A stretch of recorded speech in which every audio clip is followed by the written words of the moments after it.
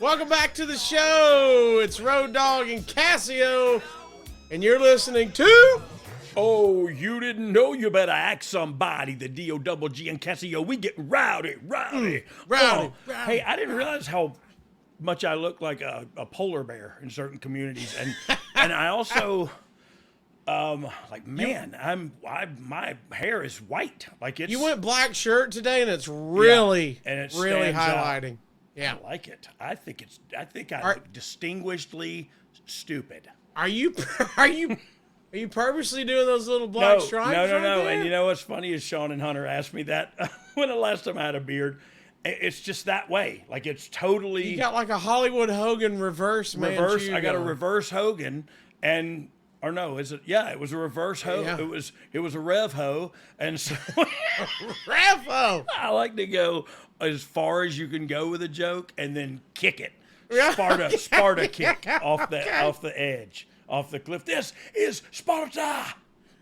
I got a question for you. Speaking of kicking. Okay, because I don't know where we're going. Would you rather have unlimited tacos for the rest of your life or unlimited pizza? I'm going to say pizza. It's a close one, but I like pizza. I'm craving pizza right now. I don't know when this airs, but Pizza Hut just came out with a new...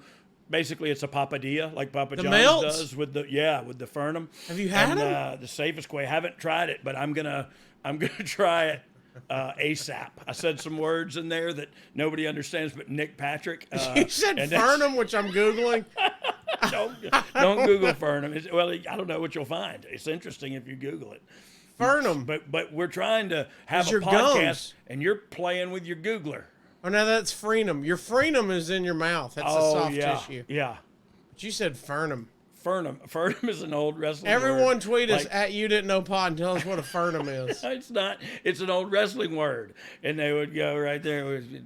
Hit me with the FERNUM. What is the FERNUM? It's like gimmick now.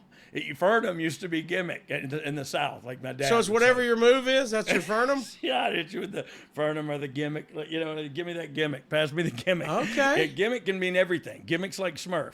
And in the South, back in the Dizzy, it was FERNUM. Well, you know, do you remember when Fergal McDivitt shaved his beard and came back as FERNUM McDivitt, his brother? Yes. Kind of like the so Alliance? Funny. That's where they got the storyline from, that. In FERNUM. DWC. By the way, Fergal McDivitt shirts now available, dog. Fergal McDivitt shirts are a real thing. And if you don't have yours, I don't know what we're talking. I don't know what what are you doing doing for. Yeah, what are you doing? What are you, skank? Are you a skank? And no, Steve Kaufman. FERNUM is not the same, and Steve is our producer. He's the vice president of vices and presidents. Oh, I like that. He's the executive vice president of executives and vice presidents. But he asked if FERNUM was the same as an Iggy, and I don't think so. I think the Iggy is kind of when you let somebody know in the wrestling world, like you give me the Iggy, you smart me up, or in a match you could say you gave me the Iggy. Like sometimes. This is way inside baseball, but you take the arm bar and then you just squeeze the guy's hand, and that means, hey, reverse it. And so this could be called giving him the Iggy. So Iggy is one thing, is almost like a alert or a notification, if I may, and then a FERNUM is just like anything. Like isn't that your bone right here on your chest? That's your sternum. Oh, okay. Yeah, but I thought the FERNUM was attached to the sternum. No. That's to your perineum, I think. Oh, I thought Marilyn Manson had a FERNUM removed so he could party. He did. He had I have no idea what Marilyn you're speaking. All right, look, Marilyn Manson.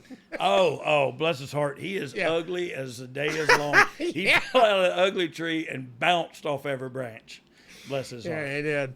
All right, it's not like I'm some fine specimen. I was gonna say, look at us calling somebody ugly. What the way that is. We gag a maggot on a meat wagon. We're in wagon. a glass mansion throwing rocks right now.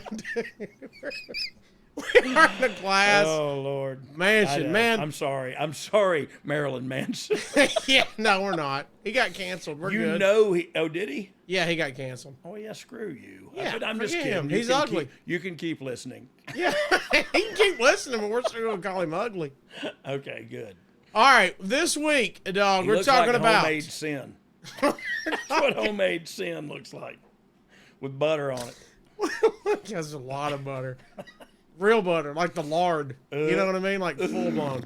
Yeah. We're talking about Survivor Series 2017 and the run up to it. As Whoa. That's just 5 years ago, dog. Does it is feel just that long 5 years ago? I was. No, it feels like 305 years ago. What was your role 5 years ago? Survivor Series 2017. Lead writer of Smackdown. Okay. So I was in the mix, and that's don't show it again. But those are the new you didn't know koozies that are for sale. They are. I wasn't supposed to sneak peek it like that. It says Cole Swindell, but whatever. No. Holiday Inn Resort Panama City Beach. My bad. Yeah. Look, I didn't. Hey, I ain't. But it looks like you didn't know. I'm not logo. a doctor, but I stayed at a Holiday Inn last night. Yeah, no, I knew it wasn't a plug. So I was the lead writer of SmackDown, and this was a crazy time, and things, the times they were a-changing, and so we're going to get into some of that here, and I'm excited to talk about it. Well, the original bill for this show was to have Raw's champion Brock Lesnar take on the SmackDown champion Jinder Mahal, plus 5 of Raw's men taking on 5 of SmackDown's men, and 5 of Raw's women taking on 5 of SmackDown's women. This should mean something when the two brands don't mix all that much, right? Back then, it was a big deal. Yeah, it was. And look, it was a big deal because of that fact. You know what I mean? Because we didn't cross brand much. We didn't cross the streams. And so this was once a year where we did. And it was, the idea is it's for bragging rights. You're not going to win my title and take it to your thing, but our champions are going to face each other and may the best man win or the best woman win or the best team win. But there's definitely some legitimate competition to it. And it gets funny in the writing room sometimes talking about it. So we'll get into it here. Raw had the previous pay-per-view with TLC and the one prior to that, which we covered last month in the archives. That was SmackDown's Hell in a Cell. Dog, is it tough to plan out 4 weeks of TV going into a show that's not yours and then have to build storylines against the other brand? Yeah, it's definitely difficult. And what the question is I may be writing SmackDown, but I'm not writing Raw, and I have to write SmackDown all while doing this, and continue with the storylines on SmackDown, and also, work together with Raw and the other talents. Are y'all sitting in a room? Oh yeah, so we sat in a room a great deal, but yeah, that's how we do it. Is we all sit in a room and the lead writers and everybody involved in the upper echelon all sitting there and talk about it and debate it and see what's what, and we'll talk through what's what as we get there. Who was Raw head writer? Do you remember? 2017. Let me just think real quick. I think it was Ed Koskey. Ed Koskey is like he's over both writing teams now a little bit. Been there a long time. Been a great writer for a long time. Really smart dude. Really priceless experience in the companies. Just to have him there. But yeah, he was the lead writer then, and I was the lead writer. Ed, Vince, and Hunter, and a big crew. Well, and it was assistant writers and under us, under Ed and I would probably have a guy or two in there also, and then of course an assistant or something to kind of take everything down. But yeah, it's just like you'd think it would be. You gotta, Conrad and I and Ryan Katz wrote the Ric Flair show. You know what I mean? And we wrote the whole show, and we wrote the order and the who's coming out first and who and everything you have to think about.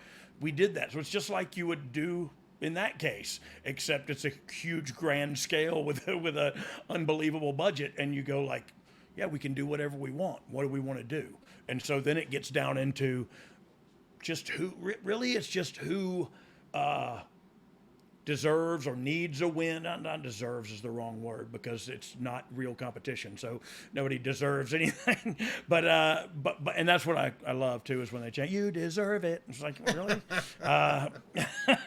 But the story we was just good. wrote it. Yeah, the story was good enough to make you think that person deserves it. So okay, I'll take that.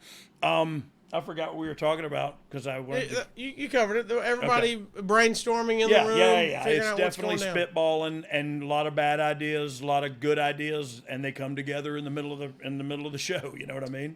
For timeline's sake, coming out of Hell in a Cell, Sami Zayn has turned heel, helping save Kevin Owens from Shane McMahon's crazy-ass jumping off sales, and Mahal retained the Smackdown title over Shinsuke Nakamura.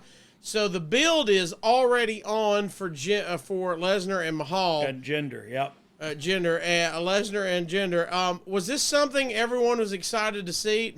Not including Brock?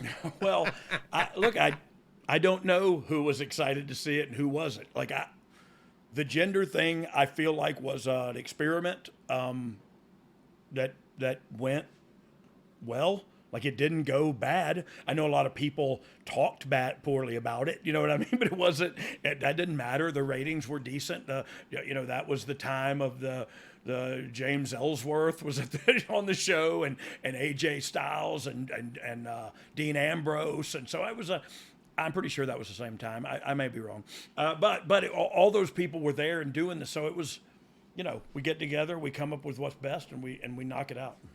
Mahal literally issued the challenge for it on the SmackDown after Hell in a Cell. Yep. This was a big-time thing for Jinder at this point in his career, was it not? Oh, the biggest. I mean, It was like he was the world champion. You know what I mean? Like Yeah. it was. He was the guy on SmackDown, and right, wrong, or indifferent. That's how it happened. And I thought, look, I've said this before, and I'm proud of the presentation we put together for Jinder Mahal. And if you didn't like it, I'm sorry, but I'm still proud of the work we did, because when you get orders, you march in that direction. You know what I mean? And so that's what you got. Now, what are you going to do with it? Don't tell me how it don't work. Tell me how it does. And so we put it together, a great package with the Bollywood boys, and even brought Kali back for one thing. Like we threw everything at it and really presented it in a class way, I think. And if you disagree with that, okay, that's okay. We can debate that. But I loved when we would do big India celebrations and they would do in-ring promos, and we'd put the special carpets in the ring. And man, it was just so much fun to interact with the people that would come, that we would pay to come and dance on the show, and Bollywood actors and stuff. And it was so much fun to kind of create all that stuff, that it didn't suck to me. You know what I mean? Like, I had fun and I enjoyed the work. And so I don't know. I understand people, weren't down with it. I read that a lot on my Twitter feed. I can tell you that much. Along with the go out in the road and shoot yourself, road dog. All because of wrestling, professional wrestling. Right. So that's a blessed life that's what you have to worry about. Not food, not shelter, not accommodations, but my creative decision on professional wrestling television shows. Upset people, yeah. Well, you got life whipped if you're popping off about wrestling. Well. I was shocked, and it doesn't amount to a leftover donut at your gas station. But I was a Jinder fan. I saw him in person. He looks like $1 million. $100 million. I mean, you could just chisel him out of stone. He looks amazing. He looks great. He's 6'6". He's a big, good-looking Indian performer. That yes, he was a different guy before, and he wasn't on top of the world. But this is a different cat you're looking at. You know what I mean? And if you don't agree with that, then I don't know. And so everybody's always clamoring to give everybody a chance. He deserves it. He deserves it. Okay, we'll put the title on him. No, not him. He didn't deserve it. The guy I wanted to deserve it. Yeah, the one I said deserved it. At the same time this is going on, Mahal's working against AJ Styles in the program as well. But coming out of Survivor Series, there's a big tour of India coming, which Mahal's heavily promoted for. Did you or anyone see what was going to happen next. We'll get into that, but did you see writing on the wall, or is what we're about to talk about all shot? So it was. You know what? Let's take a break and hit the sponsor, and then we'll talk about it. Oh, dog! It is never too early to play holiday music, and it's never too early to start thinking about gifts. So whether it's for a friend or the friend in your pants, you can make this season be jolly with Manscaped. Do your little drummer boy a favor and use the Lawnmower 4.0 to avoid another silent night in the bedroom. Then add in Manscaped's top-of-the-line shower products to have the people thinking, all I want for Christmas is you. Santa cares about his sack, and so should you. Look nice when you get naughty by going to manscaped.com and use code DOGG for free shipping and 20% off. If you don't know what we're talking about right now, we're talking about Manscaped's Platinum Package 4.0. It's the one-stop shop for the man who deserves it all. It has everything you need to help you deck the halls from face to balls just in time for mistletoe season. The Platinum Package has each product from the best-selling Performance Package Plus, Ultra Premium Body Wash, Ultra Premium 2-in-1 Shampoo and Conditioner, and Ultra Premium Deodorant. It's the best way to smell fresh from your Santa hat down to your candy cane. The Lawnmower 4.0 Body Trimmer and the Weed Whacker Nose and Ear Hair Trimmer feature proprietary advanced skin-safe technology to protect your delicate presence. Plus, both are waterproof, so there's no issue clearing the snow out of your driveway. There's also a 4000K LED light.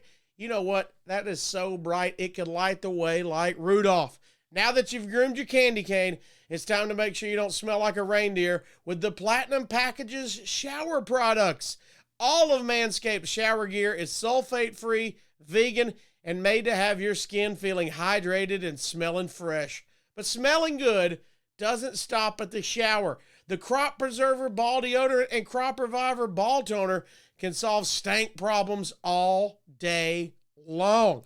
Once they touch your sack, you'll never go back. The Platinum Package 4.0 sitting under the tree is guaranteed to put anyone in the holiday spirit. And for the perfect stocking stuffer, add in the brand new Body Buffer, an incredible body scrubber that makes exfoliating easy and a lot cleaner than that old loofah. So here's how you can get yours. Get 20% off and free shipping with the code DOGG at manscaped.com. That's 20% off with free shipping at manscaped.com. And you know what code to use. DOG. Manscaped. Get your jingle balls ready for the holidays. So, look, you ask about it. Did anyone see this coming? Nobody saw it coming, and it was out of nowhere to me, and I was the lead writer of SmackDown. But so I think probably a few people saw it coming, the few that made the decision, but it trickled down to me about the day that we did it. So let's talk about what we're talking about. All right, let's start setting it up. First off, Michael Cole all of a sudden starts appearing on SmackDown instead of Tom Phillips. Yeah. Do you know why the change here? I got to admit, I'm a huge Tom Phillips fan. I love Tom Phillips. Tom Phillips was a great guy. This might have been about the time that Tom Phillips made a mistake on social media, okay, and sent out a text or a tweet or something that was inappropriate. So I'm not sure of that, and I feel horrible if I'm wrong, but there was a time that happened, and they kind of just backed off him for a second to see what was going to go down, and nothing ended up happening. If that wasn't it, you don't know, right? Yeah, exactly. Okay. If that wasn't it, maybe, look, you could be doing your job and one day someone not like it, and the next day you're not there, and so that's kind of how it was. And that's what Jeff Jarrett told me about you, where you took his job. This is hard. I'm so sorry. It hurts me when you say that, though. For real. So just it hurts him. It hurts him. Hey, it hurts him a hell of a lot. I talked to him about it. He's I'm hurt. so sorry, Jeff. Sami Zayn right away takes the reins of being just an amazing heel. I mean, he's amazing at whatever he does, but he turns into a heel, and he's great at it. Do you think this was Sami's first chance on the main roster to show off his charisma and ability to get over? Yeah, well, look, it was his first foray into something he could sink his teeth in. Like, we saw him work at takeover or whatever with Shinsuke. We've seen him work with John Cena. We've seen him have incredible matches. So we know that much about him. But this is something to me that Sami could sink his teeth into, and he could work with somebody that he's very comfortable working around, and that's Kevin, of course, Owens. And so, yeah, I think this was the first time for him to be on full display. Did you have anything to do with the 205 Live at the time, dog? I did not. I produced a lot of it just because I was there when it happened and I was still in the seat, and so I would just produce it. But I know I didn't have too much creative input on that show at the time. What did you think of it at the time with Enzo as the centerpiece? Now we know what happened later, but at the time, So, Enzo can grab a mic and captivate everybody. Cut a promo like nobody's business. Yeah. However, there's something about it, and look, this may just be me because I'm a wrestler and I'm an old traditionalist professional wrestler and says the words like FERNUM. But I think 205 Live was really hitting its stride when it was displaying the awesome wrestlers that we have that weren't 280 pounds. You know what I mean? I thought it was just a wrestling super show, like of athleticism and pro wrestling, a different style.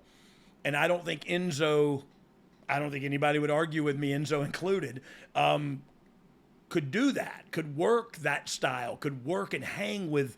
And look, we were talking about the Mustafa Ali's, you know what I mean? The Jack Gallagher, all these guys that were on there, Drew Gulak, all these great wrestlers, and I'm sure I'm missing a ton that are great.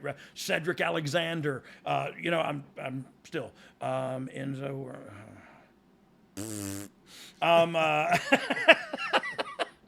This reminds me of when you've told us before, you only peaked at WCW so you could see those cruiserweight guys. Yeah. This kind of reminds me of that, where you go, I want to check out 205 Live and see what these guys are doing, man. Yeah, because they're doing backflips and drop kicks all in the same move. Yeah. And so it's like, holy mackerel, I want to watch this. And I just felt like Enzo is more of a sports entertainer.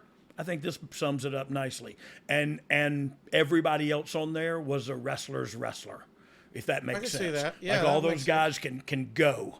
And Enzo could go on the mic. He just can't go. And look, I totally relate to that, by the way. But I worked in a time where not everybody was going 90-0, thank God. Jimmy Jacobs, Chris Scoville now on Impact, is let go from WWE Creative when he posted a picture of himself with the Young Bucks. Adam Page and Marty Scurll are outside a WWE show during a Bullet Club invasion. Dog, did you work with Jacobs, and what did you think of him as and his work and why he was let go, this whole situation? So I love Jimmy Jacobs. I love the Zombie Princess, Chris Scoville. I like it. Just a great guy, deep thinker. I love to have conversations. Sometimes they were heated with he and I because we're both opinionated and both feel strongly about certain things. And so, but we to this day are friends, and he'll text me, and it's only like good-hearted things happen that he'll text me or I'll text him or whatever, and it's trying to help somebody or trying to do something. But like, he's that kind of guy too. Look, was it stupid for him to go out there in the parking lot while our television show was being produced and take a picture with the competition? I think it was, but like, he stands by that, and he got fired and stood by that. And so just because I didn't agree with it doesn't mean it wasn't his right thing to do. And so he thought those were his friends. Look, I hated that it happened because, man, he's really good at what he does. He was really good at wrestling, for one thing, and just did some of the craziest stuff I ever seen. But also a really good person and a creative guy. Man, he was behind. Remember the something of friendship. You'll know this, Steve.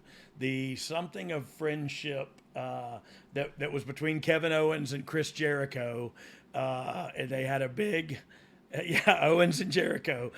Celebration of Friendship. That's Yes. it. And it was a huge, like a 2-segment promo seg that was great. And that was Festival of Friendship. Yeah, that's it. Festival of Friendship. That's it. That's it. That was it's even better. He's in his glitter fedora. He's rocking it. Yeah. And so it was, and it's not all Jimmy. It's a collaboration of Kevin and Chris as well. But that segment, that was a Jimmy Jacobs, that was a Chris Scoville production. You know what I mean? And so Great mind in wrestling. Yeah. Very cool wrestling mind. Now he's the dude at Impact Wrestling. He's the guy there. Him and one other guy, Wacky Bob, Robert Evans, writing together up there, writing Smackdown, Impact, and I loved it when I went there and visited. I went there and visited a couple pay-per-views ago for them when they had a pay-per-view in Chicago, and had a great time. The Bludgeon Brothers at this time, Luke Harper, Brody Lee, Eric Rowan, are being built at this time to coming back. Brian, Brody sadly passed away in 2020. We haven't talked about him personally, so while we're here, what's your memories of working with Brody Lee? Look, Brody, I always called him Luke just because I didn't know him as Brody, so I always called him Luke. And I just think he was way ahead of his time. As far as being a big, bad dude who could also really move. I also thought he was one of the nicest guys in the world. Like, he understood the game. He didn't necessarily like to play it, but none of us do when we have to. And so I related to him a lot when it comes to that too, I know how to play the game. I just don't like to, and especially don't like to play them by your rules. And so that was, I related to him a lot. And during this time, look, we came up with this Bludgeon Brothers thing because we'd kind of felt like we had run through them as Bray Wyatt's henchmen, and it was like, man, these two guys are too talented to not do something with. And so, right, wrong, or indifferent, the Bludgeon Brothers that's what we came up with. Then we booked ourselves into a corner where nobody could touch these guys. It's like, well, how do you get the titles off of them? How do you ever beat them to win the tag titles? And it was like, oh God, okay, now what do we do? But a lot of this stuff is trial and error and having a good time, but also trying to utilize the talent the best way you can and put on the best television show you can. Man, those guys, like you said, you saw them as henchmen so long. When you finally got to see those two guys go, it's like you said, we know they're big, we know they're muscle. Yeah. But when they really let it go and they're running the ropes and getting after it, you're like, man, these guys are athletes. Yeah. And that's what Luke was, and look, Eric too, but excuse me, Luke was a special individual for sure, but a really special in-ring performer. Like, I was writing when, and this, all this sounds braggadocious, like I'm just saying what I accomplished in my career, but I guess that's kind of what the podcast is about. Yeah, that's what it's about. Glad you were successful. But I remember him and Randy Orton being a tag team, and then we turned them and everything. But I fought to keep them together because I'll never forget. I still have a picture of my phone on Bray Wyatt, standing over Luke Harper and Randy behind them with his arms raised, and the Randy Orton. It was such a awesome. I was like, is Randy Orton a part of the Wyatt family now? And so it was just such cool stuff that went on then. And look, I think it was, to me, because I was in the thick of it and in the middle of it all, but because it was crazy. We were making changing stuff and doing radical stuff. And so, like, it was, I don't know. I thought it was a fun ride. Around this time, your buddy Jeff Jarrett was forced out of Global Force Impact and went to rehab. Were you in conversation with Jeff about his demons and what was going on at that point? I was, and I have been almost every day since. Jeff and I we've been friends for a really long time. We've become closer over sobriety and working kind of through that stuff together and utilizing each other. And that's what, I don't mean to take an exit here, but that's, me and Jeff are two dudes from the South, two dudes that are 50 plus, that are, I don't know. Still, I figure like we're a man's man and we lean on each other for help. We talk to each other to help strengthen each other, to help lift each other up. That's not a bad thing. That's a positive, you know what I mean? And so it should be encouraged that men, grown men, can talk about their feelings and it's okay. So that's what we were going to talk about. You said something about hot mustard. But let's go ahead and just talk about what we were talking about earlier. Real quickly, as you're listening to this, a few weeks ago, Conrad was sick, and I had to pinch hit on My World podcast with Jeff Jarrett. Great podcast. If you like this one, you're going to love that one as well. But got to sit in, and our topic, of course, was you, because that's what me and him both know. But just want to say, anybody who's heard it, go check it out. He had a lot to say about how important you were to his recovery. And Karen called you many times and said, hey, dog, you need to come in here and, help her boy out. So go listen to that. If you want more on Road Dogg, go check out that episode. We had a blast. Yeah, that was I'm honored. Honored is the least I can say that I was the topic of you guys' conversation, and some of the stuff I heard. One of the things I heard him talk about my dad made me cry today, and so it's just I appreciate you guys speaking so kindly of and so highly about me and my family. At some point, he wants me for you to get on record the Kelly seafood story to see if it's the same as he remembers it. Wow. Kelly Do you remember seafood. That? Is there lobster rolls involved? Yep. And there was a rental van that you destroyed. A rental van and a with haunted house. He didn't mention the haunted He didn't. house. That's no. what I. So we I can't wait. So we didn't go in. And I don't know that Jeff even got out. And maybe Jeff wasn't. Maybe we dropped Jeff off already. We went to a haunted house. Or it was supposed to be this haunted like warehouse, and we couldn't get in, so we threw rocks at the place and screamed at the devil. Wait a minute. It wasn't like you paid $10 to walk to a haunted. No, it was a house that was haunted. This place was haunted. In Baltimore? I'm not sure if it was. I don't think Kelly's is in Baltimore for the record. Anybody listening? Okay, so different city then. Different city. This might have been Boston. I don't know what you want to hear though. Kelly Seafood or the well, look, obviously I don't remember the Kelly Seafood. Seafood. The end of the story is me chunking lung butter and lobster butter as well, all over the back seat of that freaking soccer mom minivan. Yes, and you went in and passed out, and he cleaned the van up, and you came out the next morning and said, "Wait, did you clean up my puke?" And he said yes, and you said, "Buddy, that's true love. That's when you knew y'all were going to be together forever." He cleaned up your puke. That's true love. He gags at the that's what he was saying. Anything. I mean, he would gag brushing his teeth every morning. Now I do. I've told the story before about I made fun of him because when he drank milk, one of his eyes goes lazy. And he drinks, he chugs it. It's a true story.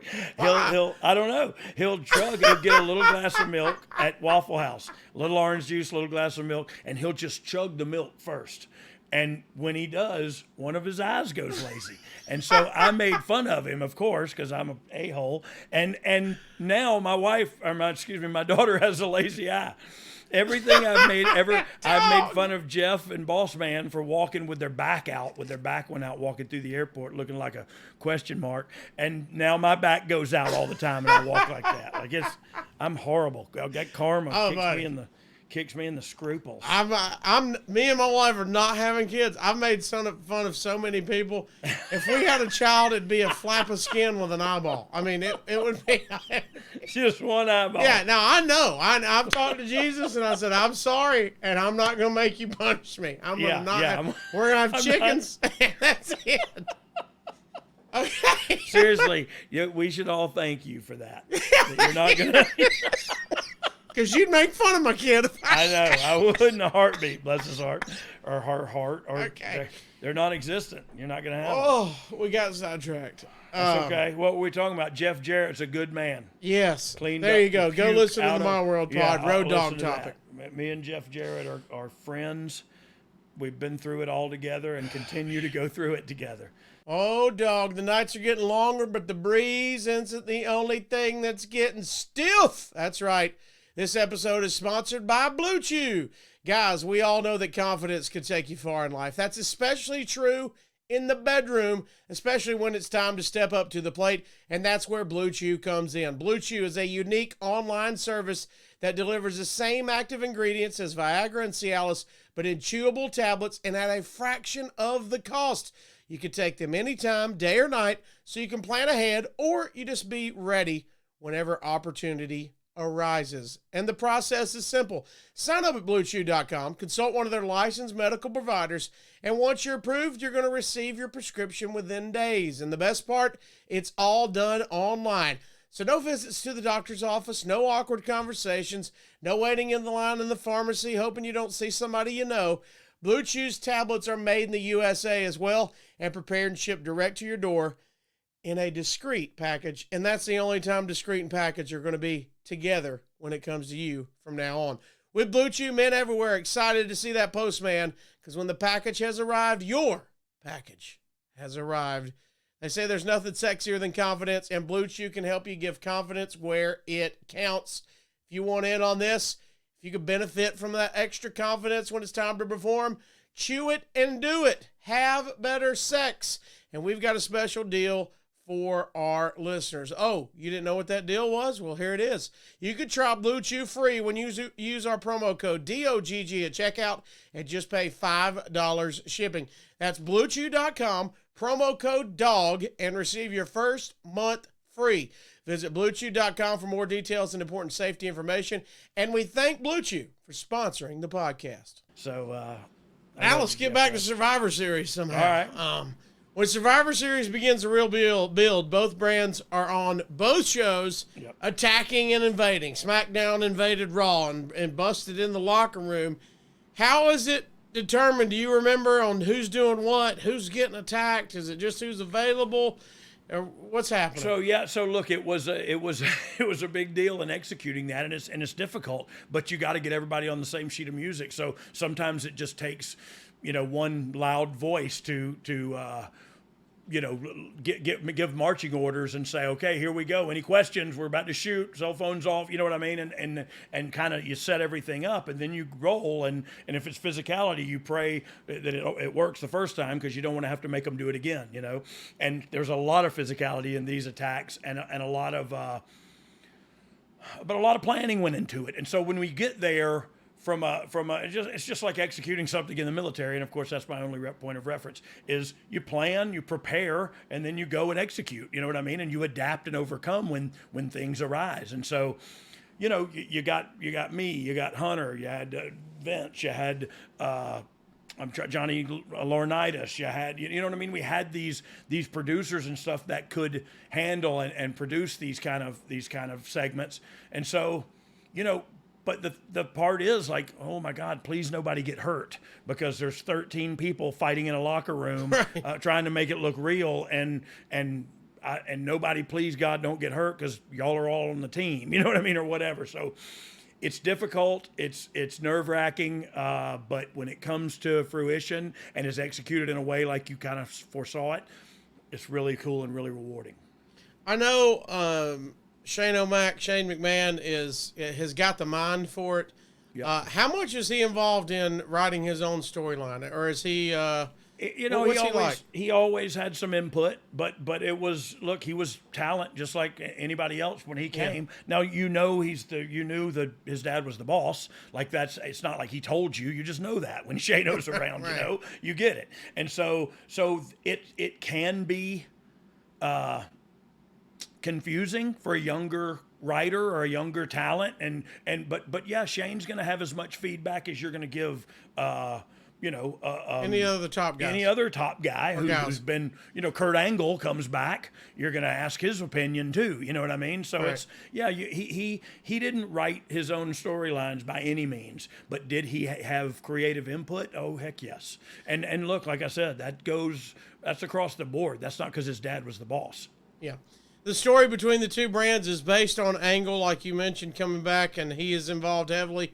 he's being the Raw GM at this point, Shane being the SmackDown authority figure, who have respect for each other, but you could tell there's tension there. Whose idea is it to base it around these two? Do you remember? So it was, I don't remember who the individual who brought that, but that's definitely Team SmackDown's thinking was, look, we didn't think Daniel Bryan was going to be able to compete. We just knew that he could do the job, cutting, promos against Shane and have them butt heads. And I thought we could tell interesting, I say Game of Thrones, but I just mean like where people of power are fighting for that power with that. I think it's a good story that people not only relate to, but are interested in. And so we thought, well, we could do that. We know we can't get a payoff, but we could have, Daniel's guy fight Shane's guy or whatever, or Daniel's guy fight Shane or whatever. And then, of course, history happened and we got it all. There's also tension on air between Bryan, like you mentioned, and Shane about how they're disagreeing with how they should prepare for Raw. Was there a story that was to unfold between these two, or is this just to add extra layer of drama? Yeah, I think it's just to add extra layer of drama at this point. And because, like I said, we didn't know if he'd ever go again. What the deal was. But look, I do think it was just more about that position of power and like you said, how much power does Shane have? People don't know that. And so when it's Shane, you go, oh, okay, I better listen to him or whatever. And here's Daniel going, no, that's stupid, dude. You can't do it, and so it was compelling, I thought. Heyman and Brock go out on TV, and Heyman cuts this promo on Mahal. Do you think there are some real feelings about Brock being sent his way? So there was a lot of talk then about Brock not wanting to work with It's a Jinder. big talk, Yeah, and I would argue, and I would argue this honestly too. This isn't me making it up. That Brock more wanted to work with AJ than he didn't want to work with Jinder.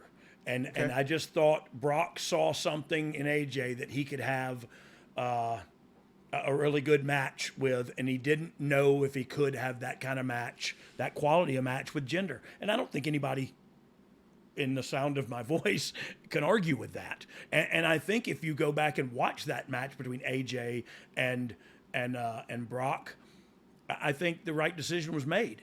Like, I don't know how great a match Brock and Jinder would have had. I know it would have been good. Like, Brock doesn't have a bad one, you know what I mean? It may be quick, it may not be, but he also works great against a smaller opponent, like an underdog that can fight from underneath. I'll never forget the match with him and Daniel Bryan, and me being legitimately concerned, same with AJ, for their health in this match, you know what I mean? Like, watching the match as a writer of this show who wrote this into the show, I'm still watching with bated breath because they're great at what they do, and Brock looks like he's killing these guys. You know what I mean? And they turn it into a match, a competitive match. And look, I think, again, looking back, they say hindsight's 20/20. I think the right decision was made. There's a backstage segment with Daniel Bryan telling the 6 of the SmackDown women they're on the team, but there's only supposed to be 5 in the group with Charlotte, Becky Lynch, Carmella, Tamina, Lana, and Naomi. Bryan would state Lana would not be part of the group. What was with this creative for Lana? I don't remember the creative here, and I know that's convenient for everybody who's thinking, but I really don't remember what that decision was. I think it was, I think the character was we were trying to make Lana a babyface, so we were trying to kind of take her down a notch or two from being this powerful, beautiful woman who's with Rusev. Now she's just with Tamina or whatever, and I think we were trying to. And I think we were also missing a lot with these trials, but we were trying to make her a babyface, and I think we were just trying different things. Some of it worked, some of it did not, as history would tell. Well, I mean, I'm glad we heard your opinion, but let's give the real opinion that matters, and that's Dave Meltzer. Oh, okay. Sorry, I didn't know we had Dave's opinion. Here's what he says. Here's what he says. This whole Lana thing where she sucks as a wrestler, but nobody gives her respect, and she always gets insulted and sad, is the weirdest portrayal of a woman that they previously tried to market as the super hot girl. As much as losing Lana has hurt Rusev, It's actually killed her dead, doing a 90% watered down version of the same act with Tamina. Talk about cutting off your nose to spite your face because the office is mad. They ruined a storyline a few years ago by publicly announcing their engagement. It's really time to let that one go. Yeah. How much is that correct? Look, I know that people were angry when they did that because it did step on a big storyline they were trying to do, and that they were really excited about too doing. But that's just Meltzer's opinion. You know what I mean? Like that's not the book of Meltzer. 6:19. This is. I was 619. That would be the book of Mysterio. Sorry. Yes. But it's just his opinion, and it's what none of that to me that I know of. None of that has any basis. But what do I know? Well, I was just there in the meetings and helping run it. Yeah. Also from the show and from the Observer, quote, they did another Fashion Files segment. The Ascension are now friends with Breeze and Fandango. They had kidnapped Ellsworth and setting him on fire if he didn't talk. Connor had a can of gasoline, and they teased pouring it on Ellsworth. But instead, Connor drank it. Carmella showed up to get Ellsworth back. They had opened up her briefcase and found poop, I'll quote the Observer, bleep-stained underwear. This is the writing team writing for the audience of one because Vince gets off on fecal humor. True or false? Vince loves poop jokes. Yes, he does. It's doo-doo. It's funny. It's doo-doo. Isn't it funny? I don't know. It's hilarious. Poop jokes and sophomoric stuff. Every time. It's the same people that are going my God almighty, man. Come on. By the way, if you're going to write for an audience of one, Vince is a pretty good one to write. The boss is a pretty good guy to write for. Might not show up anywhere else, but if he thinks you're doing a good job, that's a pretty good deal. Then my quarterly reviews are looking pretty good. Dog, ratings are down, but that poop joke hits, was hilarious. So I'm good, right? I will poop in the underwear myself if it'll help.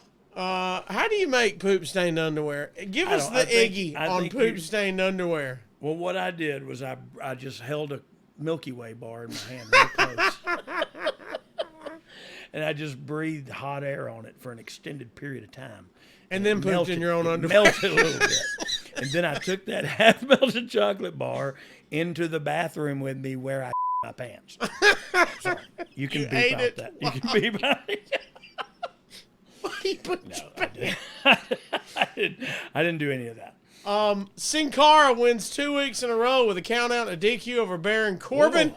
By the way, this is Skullet Baron Corbin. This is a good look here. Oh, yeah. Were there big plans for this program or something for Corbin to do? Do you remember anything about Sin Cara versus Baron? Yeah, I mean, I think it was just a story, big man, little man, kind of what are we doing with this guy? What are we doing with that guy? I think it was something for Baron to do. And to become, just to become established. And look, right, wrong, or indifferent, you look at people that did stuff like that, like back then, and you look at, they bury the Fashion Files, but the Fashion Files were like hugely entertaining and did really well on social media. And so, how do you tell? Yeah. Also going on, Lynch won what were we talking about? Lynch won the 5-way between the 5 girls on the team to be the captain. What's your thoughts here, riding Becky as the captain? That's what I wanted to do. That's what I always and I think she'll agree with you if I'm just kidding. We're never going to have her on this show. She's so far above us right now. She's so far out of our league. Let's leave the carrot on the stick. We might have her. But she was always one of my favorites. Like I really liked the last kicker. You know what I mean? She's reinvented herself with this new modern gaga kind of stuff, and I love it. I'm there. I'm here for it. All of it. I just really fell in love with that. The Irish last kicker, the little, hey, here we go, and I can do it all, and you know what I mean? And she's willing to, and she's going to fight from underneath, and I don't know. I just thought there was really something there, and I always wanted her to be the SmackDown Women's Champion. Robert Roode and Dolph Ziggler challenge each other to a 2 out of 3 falls match. How good were these two guys in the ring together? Yeah, they're so, look, both of them are so good at what we do. And it's so sad that we can't figure out something better to do with them, so we just put them together as a team after that. But I get that too, because I look at some point. They've both been wrestling a really long time. We're not gonna invest in the past. We're gonna invest in the future. So I understand the thinking, but to get in the ring with either one of those two guys for an up and coming star should be a lesson that they should be charged for. You know what I mean? Because these guys are a master class in professional wrestling, both Bobby Roode and Dolph Ziggler. Anytime. Ooh. What did I hear? I think my air conditioner just came on. I thought it was a truck coming down the road. Yeah, these guys are really good at what they do. And doing it together was even funner to watch. And so, yeah, these cats are special. Zayn loses to Orton just 2 weeks in his heel run. I know Orton's the top guy really on the brand, and you don't think wins and losses matter that much. Could Zayn have gotten much more out of a win here, though? So let me stop us right here. Okay. And let's talk about, I realize this is going to air a couple weeks after we're doing it, but let's talk about where Sami Zayn is right now in the world of professional wrestling. Doing pretty good. He's with the top guy. Top. Yeah. He's standing right next to the guy who is the guy. I assure you. So then the question begs, did it matter? You know what I mean? Lost to Orton. Okay. Good hindsight move there. Look, that's my, and I didn't mean to curse and beep that out, please. I kind of did it under my breath. You beeped it. But it's incredible to me that a person can ask that question today while watching Sami Zayn do his thing on TV. It proves my point that wins and losses don't matter. Yeah. What would he have done better with a win there? I don't know. He's probably the third highest paid guy in the company right now. I think he's doing pretty good. You know what I mean? And so it's just, I'm hard on the observer and the reporters, but like I do think it's relative, right? It's like, what would his character just coming in been better to get a win then for his character then? Maybe. But he wasn't that for long, and he turned heel, and you know what I mean? So it didn't, I don't know, doesn't matter. It doesn't matter to me. I'll say that. When the bumps ran through Raw and Roman Reigns and Bray Wyatt were taken off the TLC pay-per-view, does that make you worried about the SmackDown roster at this time? I think that was a typo, and I think it was MUMPS, because I think the MUMPS ran through there for a minute. Right, let's I think when I read the notes, I was like, I didn't. The bumps ran through there. Like, yeah, we take a lot of bumps. You know what I meant? I meant bumps. The bumps came up on their neck. Neck bumps. They're numps. You know what I'm talking about. No, it was. Look, that's part of the deal. Is accidents happen, bumps happen, mumps happen. It all it happens, and you just adapt and overcome, because life happens, and it doesn't matter what anybody thinks on Twitter or anybody thinks on, hey, Roman's not coming. He's not coming to the show. All the stuff we had planned is done now. So now moving. What do we do? You know what I mean? Like, it's okay. That's that. Acceptance is the key. He's not coming. Okay, now what do we do? You know what I mean? Like, and I don't care what the guy thinks is really to have the money. Yeah, so that's what it was wrong. It was, it was a scary thing for a lot of people, especially people with autoimmune disorders and stuff. So anyway, it was something to be frightened about, and so yeah, we were scared. But again, when somebody falls down, the show doesn't stop, or you know what I mean? The ball keeps rolling, and it's still the bell's still gonna ring at 8:00, and we're gonna go off the air at 10 on Fridays and 11 on Mondays, and that's the way it goes. And so no matter who's here or who's not, we're putting content on the air, and if you don't approve of it, sorry, we were jumping through our keisters to give you a happy Easter.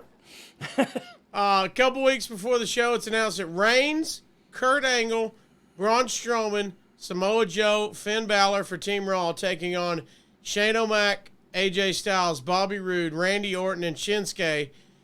Talk about, I guess the surprise here is Angle's now in the match. How did that come about? I don't really remember.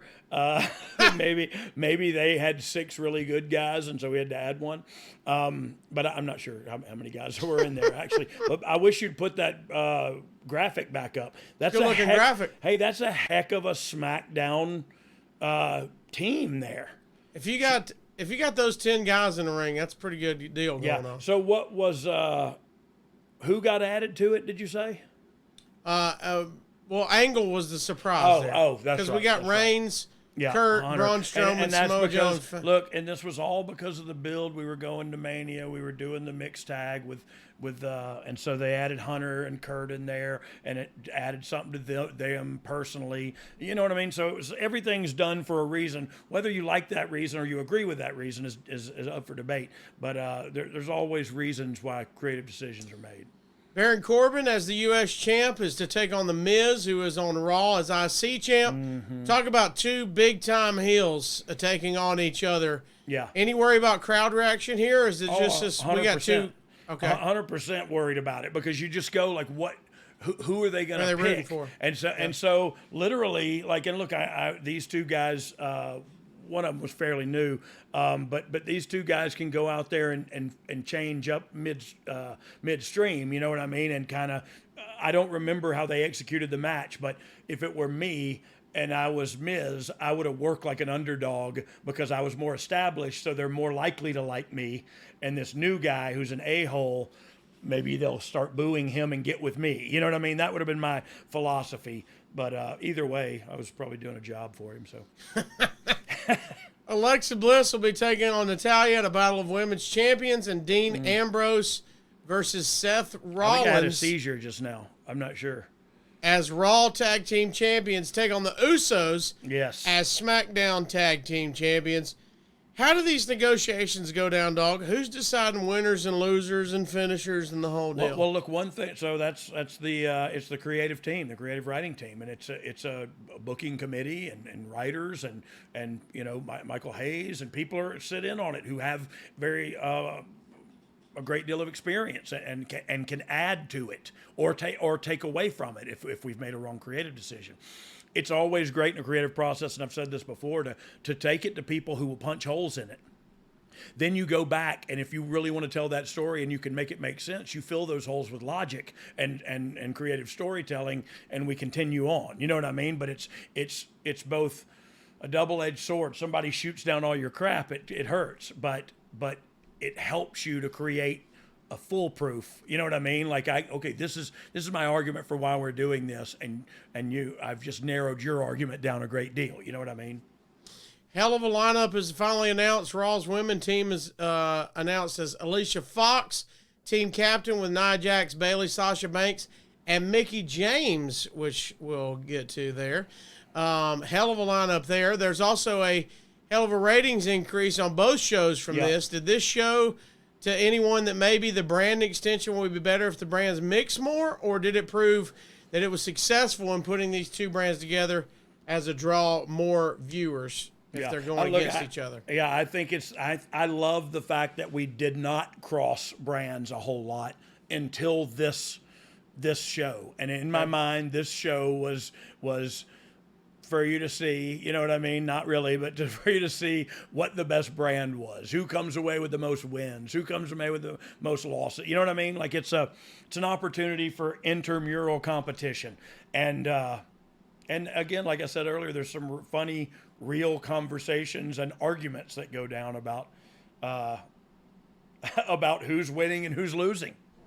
Well, we'll get into that a little bit. There's some cuts that happen, and during this time, Lio Rush started a storm with one tweet. Yeah. I guess there are things that happen when you're not truly ready for Asuka. A lot of WWE talent went at him for that. Yeah. And there was talk within hours that he may be gone from the promotion. He clearly meant it as a joke, but the timing was awful. He issued a very quick and long apology within hours. Jack Gallagher and Dash Wilder were still critical of his apology in public. Yeah. William Regal backed him, saying that everyone makes mistakes, and was critical for people piling on. It's pretty clearly nothing more than ill-advised, horribly timed attempt at comedy, which he quickly apologized for, but the guy's going to have to work to get heat off him after this. Had he not apologized quickly, I don't think he'd still be with the company based on what we were hearing between the post and the apology. First of all, bottom line is here, watch what you say on social media. Yeah, if look you're at a that. talent, right? And he's not the first one to learn that lesson. Right. And it did get him some heat. Look, he's also the guy, bless his heart. I like I forget his real name. I like Lio Rush a lot. I don't think it's Leo, but I like Lio Rush a lot. I worked with him in NXT, hands-on. I really like the kid. He loves the wrestling business. Lionel Gerard Green. Say it again. Lionel Gerard Green. Lionel. Yeah, I was thinking it's not Leo, but it's a little something. Yeah. So yeah, and look, he's a great kid and a great worker, and does some incredible things in a wrestling ring. So one time I came up to sit in my chair for SmackDown, like I was writing the show, and it was during some of the Tuesdays where we were shooting on Tuesdays. I think we were live, but we were still on Tuesdays. But I came up to do the show, and Vince wasn't there at the time. They were doing Tough Enough.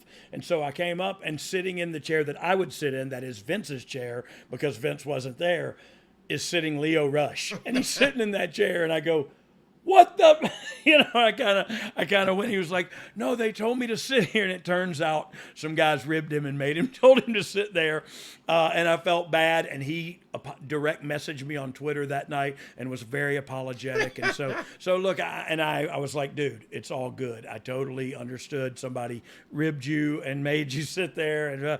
And so it kind of showed me a lot about who he was and how quick he touched base with me personally to talk to me and straighten that out. You know what I mean? Yeah. Like it showed me like, okay, he's cognizant of how he presents himself, and he was being honest and telling me I didn't mean to get heat. Somebody told me to sit there. You know what I mean? And there's no heat anyway. There was nobody sitting there.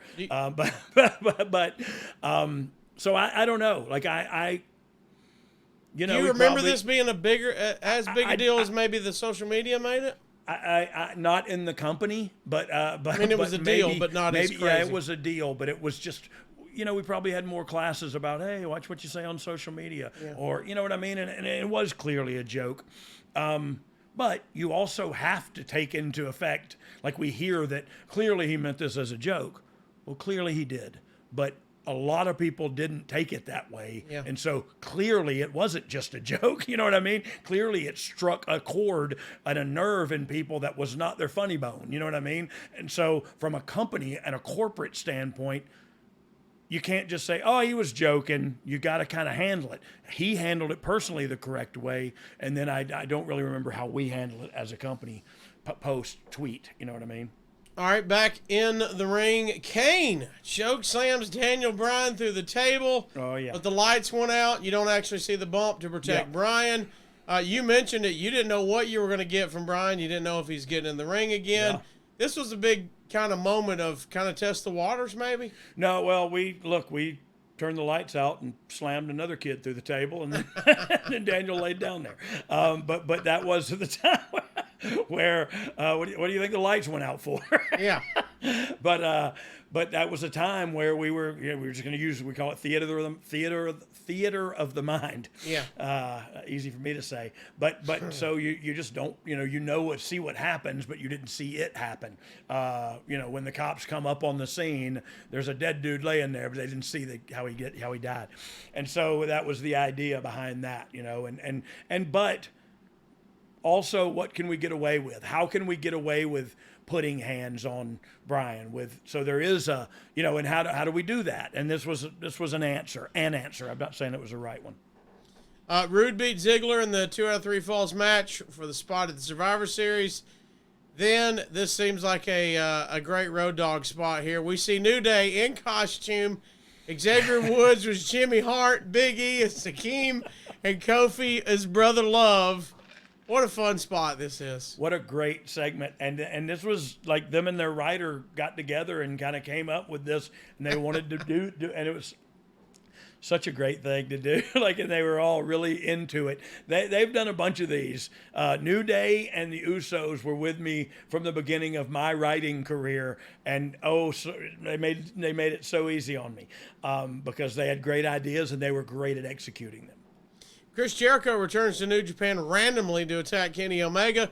Was Vince McMahon taken by surprise by this? This is still years before AEW. Did you think Jericho was setting himself up to be out of the company? What do you remember of this moment? So, I remember hearing that Jericho said he told Vince he was going to do this and whatever. And so I can imagine that happening. I don't see why. I don't have a reason to think Chris didn't do that. So I don't know if he was surprised by it or if he just thought, oh, well, Chris is going there now. You know what I mean? Yeah. Like, I don't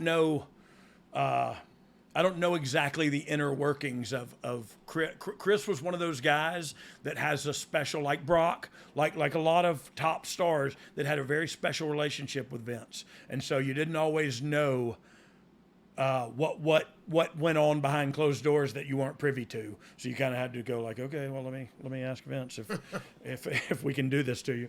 But so that was, was what it was. I don't think it shocked the wrestling world more than it shocked Vince McMahon. I can tell you that for 100%. Speaking of surprises from the Observer, there was a lot of plan changes made this past week for reasons that haven't been explained, with the key being the decision to make AJ Styles the WWE champion as he defeated Jinder Mahal on the 11/7 SmackDown show in Manchester, England. Mm-hmm. This is the first time the WWE title had ever changed hands outside of North America. Yeah. The original plan for SmackDown was for Styles to beat Rusev on that show and become the 5th member of Team SmackDown. The Styles versus Rusev match had been pushed on the 10/31 SmackDown TV show, but it was then announced in midweek it had been changed to Mahal versus Styles, a match that was scheduled for the December 17th night of the Champions show in Boston. You said it before on this show that it was more about Brock not wanting to work with Mahal. Were you told why? Did you agree with the decision? Did that matter? So I want to clarify. Like, he it's not that he did not want to work with Jinder. It's that he really thought he could have a better match with AJ. Yes, that's what I meant to say. And so yeah. So I just wanted that to be clear. Like, because look, I don't think I've never heard of Brock saying I'm not working with that guy. Well, I did hear that with Kevin Owens, but only him. What show this was much more what about. What episode would that be? Story be told on? Because it ain't this one, but it needs to be in one. Look, but Brock is that kind of talent, like I just talked about, had a special relationship with Vince. And so apparently they had a conversation and the creative decision was made. We're going to go with AJ Styles as the champion into this tournament, this Night of Champions, Do you know who's got to be the guy to break it to Mahal? Well, I'm sure it was me or one of my writers, or you know what I mean, like a producer who had the match, somebody. Look, Jinder is a professional and always was very thankful and grateful for the position he had and was gung-ho to do the best job he could do, and that's what he did. And so you can think what you want about the creative wrestling decision that was made, but for Jinder Mahal, this was the biggest thing up until still to this day in his career, and he was trying his hardest and doing exactly everything we asked him to do. And so when he was told, I'm going to lose the title, and look, if it was me personally, I'd be like, thank God I didn't want to work with Brock. But it would it would be I'd be thanking the good Lord above. But so he was always a good professional guy. He took what you gave him and he didn't deal with it in front of you. That's for sure. With Styles out of the group, now Cena is moved to SmackDown to be on the team. Yeah. When is that call made? Are you happy about it? Happier than a pig in poop. Happier than, yeah. Anytime you add Cena, that's a good point. When you get Cena to come to your television show, you are happy. Happy. I assure you. And people can go, let's go Cena. Cena sucks. And you go, yep. Every person in the building will. All 18,000 of them. That's good. You're getting a reaction out of everybody. That's a win. Mahal just kind of falls out of the product at this point. Why was that? Do you remember an injury or anything, or was it just, hey, we gotta find a new spot for him? Yeah, no, I think it was like, look, he's out now. And you move so fast. It's so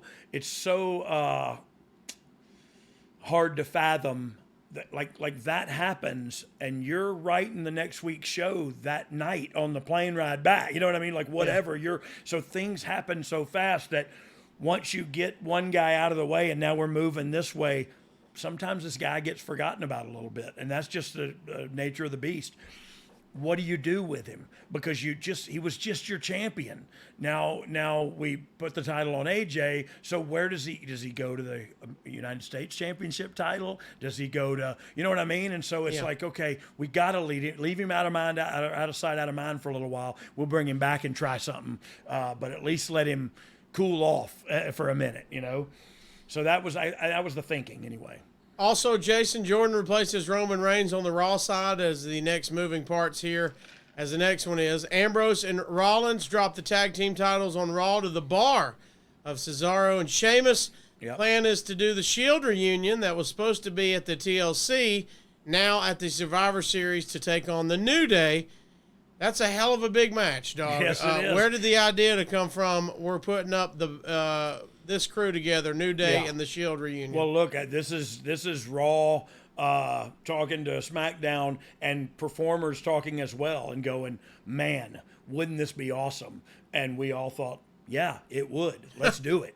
And so sometimes when you feel so good about something, you cut something else short or neglect something else to go here. And so look, that's what happened here was we had to pull out Roman to do this big thing because it was bigger than that.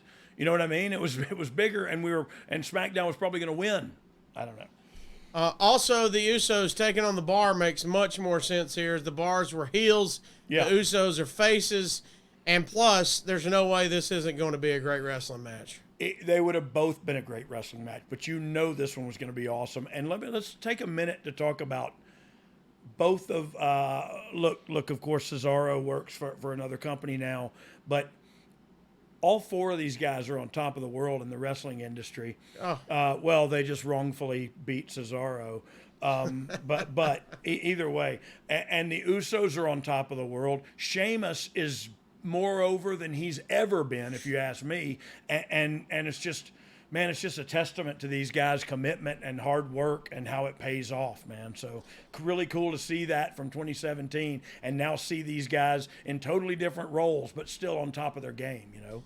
All these dominoes are falling. They all have repercussions as well, though. From the Observer, Owens and Zayn were sent home from the European tour after television on 11/7, a decision that definitely indicates how mad the promotion and Vince McMahon in particular were at them, giving how short-handed the crew already was, and with the New Day having been moved to the Raw tour until the end of the week. The decision was described to us as due to what was called selfishness on the part of the two by some people and a misunderstanding that got out of control on others. Real quickly, what was it for? So I actually called somebody else today after reading this and said, do you remember what this was for? So for what I remember, New Day was going to hit the ring, and these two guys were going to either get bounced around by New Day or whatever. But they hit the ring, and these two guys just rolled out and left. And so I'm pretty sure that's what went down. Now, look, the idea behind the good guys hitting the ring and bumping the bad guys around and then them bumping out of the ring is to get that reaction. You run. If I run down there and you just back away, it kind of leaves me there as the good guy with my thumb up my butt, and I'm like, oh, okay, here I am. So that's what I'm from what I understand. That's what went down, and that would be frowned upon. Should me and Billy hit the ring and the heels that were in there that we were supposed to bounce around just rolled out. This was a different time and a different era, but me and Billy would have caught them before they made it back to the gorilla position. Receipts are being cashed in. We would have bumped them around whether they wanted to or not, and that's a fact. On SmackDown, there was a match where Kingston was to pin Zayn, and then after Owens was to run in and attack Kingston. This is from the Observer, which would lead to Woods and Big E jumping in, and they were supposed to beat up Owens and Zayn to end the segment. Like you said, instead, as Woods and Big E's jumped in, Owens and Zayn rolled out of the ring. And watching the tape, if there was any confusion from the New Day side that it was going on, that wasn't evident. It would be just the ability to react to the moment, but I've seen spots. This is from the Observer. Oh, is it? Is it not from me. The Observer? Okay. Not me. But I've seen spots that didn't go as planned, and most of the times you do see a split second of confusion on faces before they react and go with the flow. Either all three were very good at avoiding that, or they weren't confused, in which case this that would say they knew what was going on. This reporter from the Observer says the only way that they couldn't have been in on it is because of his perception at how good he reads people when they mess up a spot in wrestling. Correct. That's what this reporter is saying. A split-second decision. And I'll also add, said reporter, not true at all. Kofi and them were very hot about it. That's what brought this all up. So that reporter is so high on his self and his own self-appraisal that he forgot. He's so oh, never mind. No, he's self-confident about his observations. About how he perceives it. Like that's what, when I read that in the notes, I was just like, these guys like literally don't know what they're talking about, but yet go, from my professional perspective, these three guys knew what was going on because of their facials and the reactions they put forth and the shutting up. Let me wrap up this. Yes, please do. He's digested this for us. Now that this is all probably having nothing to do with the situation, but my thoughts, that's his. Watching the segment without knowing the story is that Zayn had done great mic work since doing his heel turn. His loss to Orton was far too early in the turn, but it was still Orton, and it was a low blow finish designed to put Orton in the Survivor Series match and played off Zayn, using a low blow to beat Orton the week before in a tag match.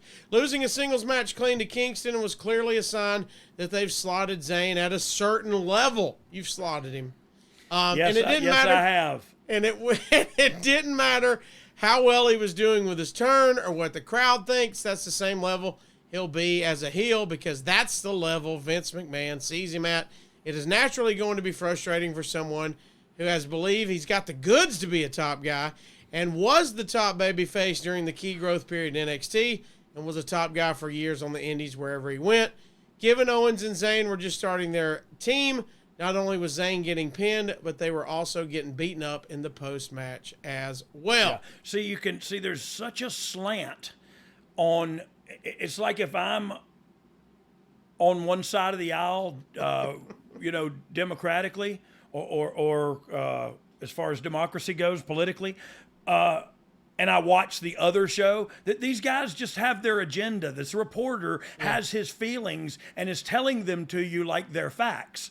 And it's never been the case. And it's crazy to hear people who, I don't know, maybe it's me, maybe I'm a sour old powder puss, and maybe I'm just an old silly wrestler, but man, you guys sit and write about it. You don't do it. And so when you criticize the doing of it, it bothers me. And I get it. That's me. That's on me. And I'll deal with it by choking your britches full of feces and making Vince laugh. Well, speaking of, he's in Vince's head now. You ready for this one? Oh, this guy's the best. Observer, in this day and age, not following the script on a television show isn't tolerated.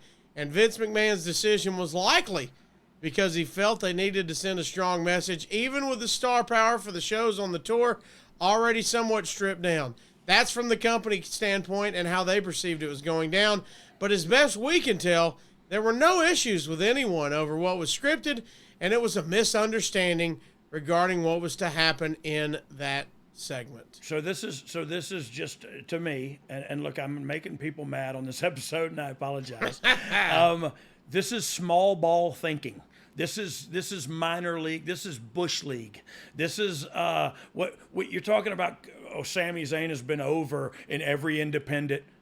It's the independents. Nobody's over or they'd be working for somebody else. It's not. They're not over. They're drawing 400 people. That's not over. The word over is overused. Like the word when you come to we talked about Cena showing up and making the needle move.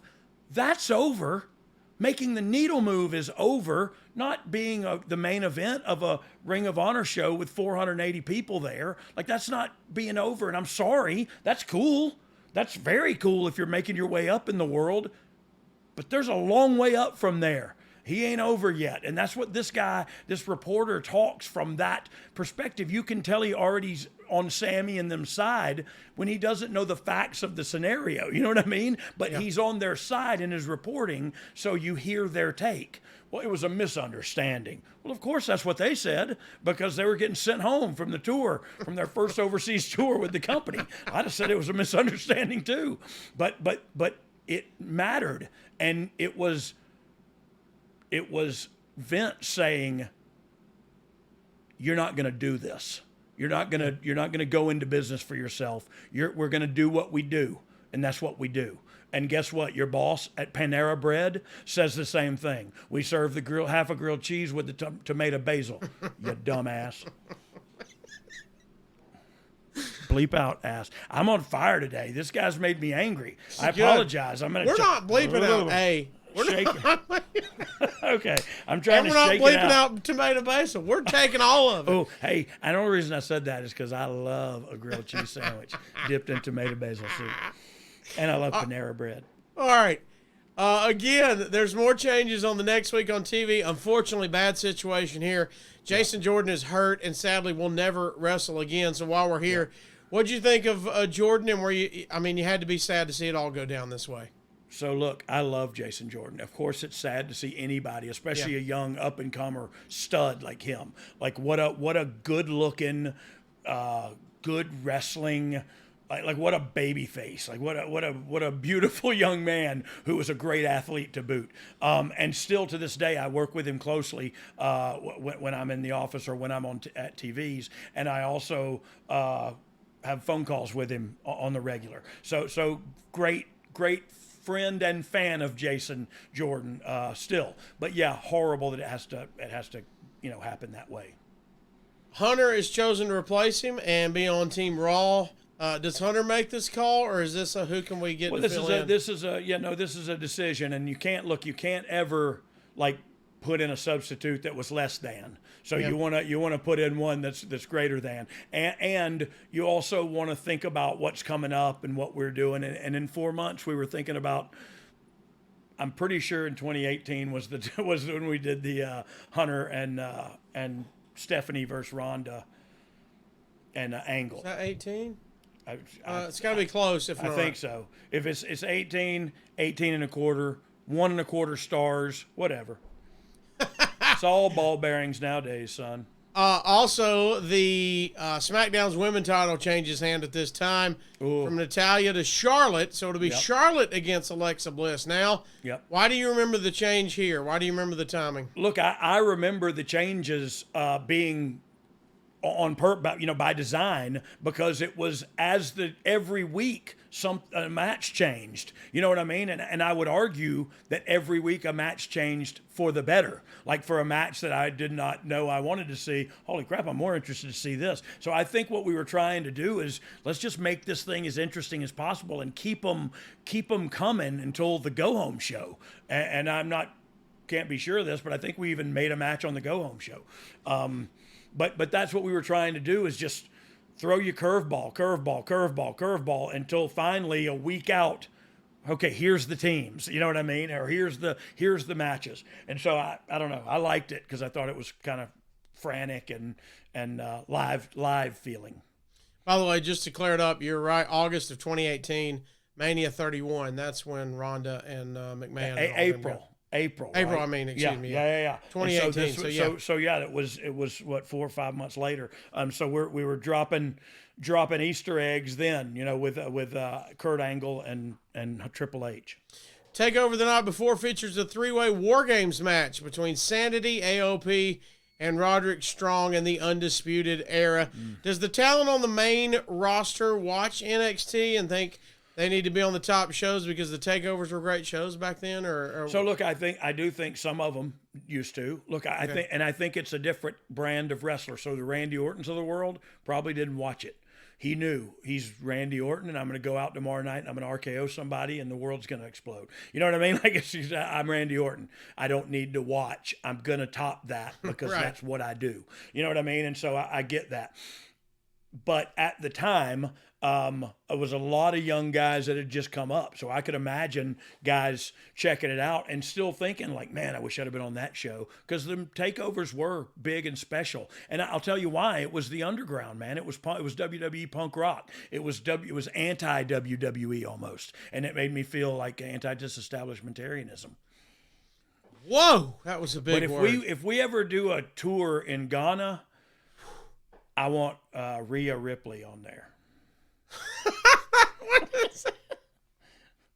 Can you say that phrase again? Anti-what? Anti-disestablishmentarianism.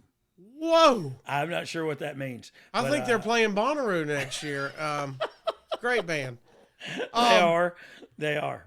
Before we get into the show, let me wrap up a couple quick things. James Ellsworth is released. Wait, before we get into the show. Yeah, we're about to run down the show now. Yeah, we're just now getting up to it. James Ellsworth is released. This was always going to be a short-term character, right? Yeah, of course. Okay. And look, he was there a lot longer, and I mean a lot longer than he was supposed to be there. But that was by design too. Like, he showed up, and we knew his strengths and we knew his weaknesses, and we wrote it accordingly, and he executed. And he was there every time we needed him, right where he needed to be, doing right what he was supposed to be doing. So kudos to James Ellsworth. I don't know, something happened with him later via social media or something, and I don't know what that was about. So I'm not saying he's a great human being because I don't know the story. But I am saying he was there and he did everything that was asked of him, and it worked. And the more it worked, the more Vince bought into it. And so some of the crazy stuff, like AJ versus Ellsworth in a ladder match, you know what I mean? Like, for the title, you know what I mean? Like, what? Incredible. What are we doing? But it worked, and the ratings were up, or I think they were anyway. That's my story. I'll stick to it till one of the producers sends me in the private chat. The ratings sucked then, dog. You were horrible. All right, here we go. We're at the show, and let's set the tone by listening to what Dave Meltzer says. Okay, good. There were two real takes on the show. The first is that Lesnar versus AJ Styles clicked, had an outstanding match, and in many ways saved the show. The show had been fine up to that point in time, but nothing was anything special. Had this been Lesnar versus Jinder instead, the show would have been outright bad, and if the show went off the air after Lesnar versus Styles, you'd have to call it a good show. The other take is the main event. The Raw versus SmackDown men's match was just a disaster and largely unexplained. The match was all about the Raw side getting Braun Strowman over more and Triple H's interaction with Kurt Angle and Strowman, which you said we're dropping already hints. So let's get into the show here. Quickly, let's redo some of these matches. Elias, I'd like to ask Uncle Dave. Yeah. How does he know that the show would have been horrible if he'd have worked with Jinder? Well, because he knows. He knows. Well, how does he know? Like, that's what I'm asking. Because he's Dave Meltzer. I didn't realize that. Because look, I've seen matches happen. I've seen it with my own eyes. Really? Where I thought this match is gonna suck, and they turn out and you go, holy crap, that was awesome. Like, that worked. I've seen it a million times. Yet Dave all of a sudden knows, like, his other writer, like, who's the editor of this thing? You know what I mean? Well, to be honest, to your point, I'm a huge Brock guy. Huge. Got the old copy belt back there. But and I love AJ Styles. I didn't think this was going to be a good match. And I was overboard with it. It was a great match to me. But they work. And see, so that's my point.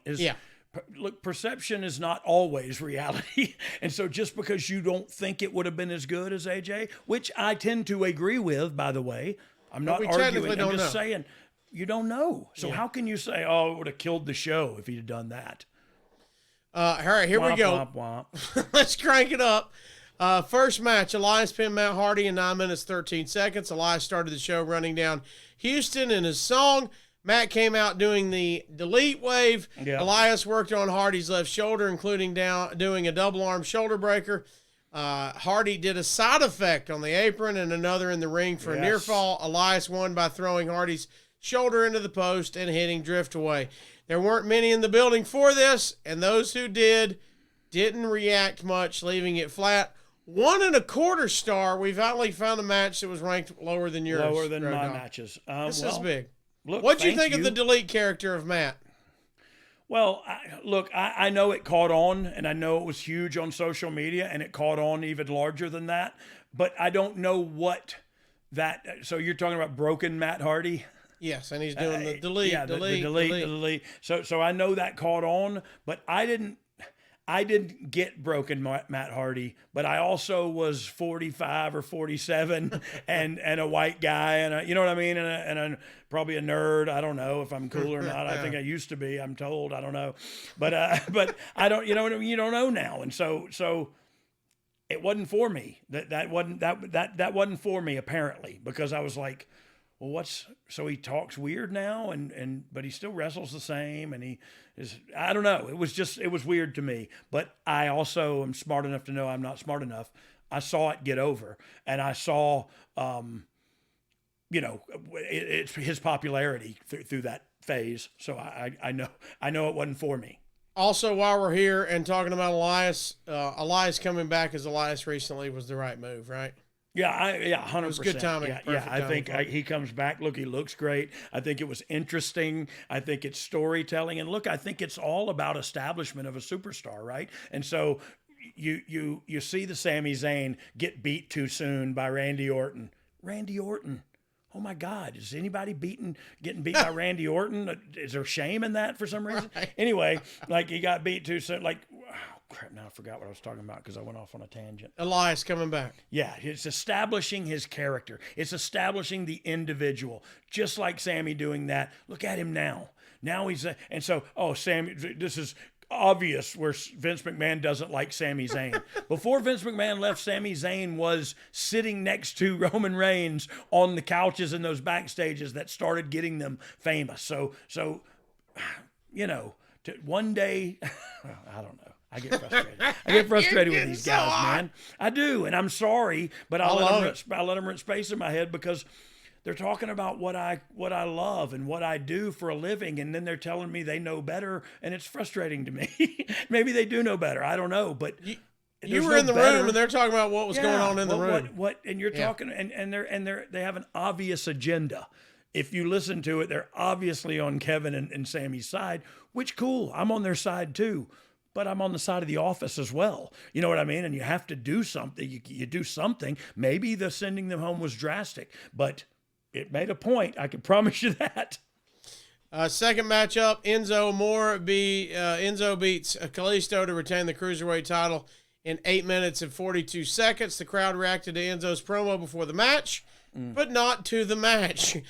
Kalisto did one cool thing, a leap from the apron into the ring, into a code red. Kalisto tried the Salida del Sol, but Amore grabbed the ropes to block it. Enzo tried the Jaw Dunzo, but Kalisto held the ropes to block it. Enzo pulled Kalisto to where his head hit the side of the turnbuckles and then hit the Jaw Dunzo for the pin.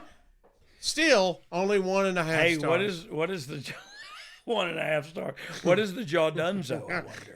It's the jaw, and then your Dunzo? Oh, I get it. And then your Dunzo. But, I think also this reporter a lot of the time just writes, and so everybody knows he knows a bunch of wrestling moves.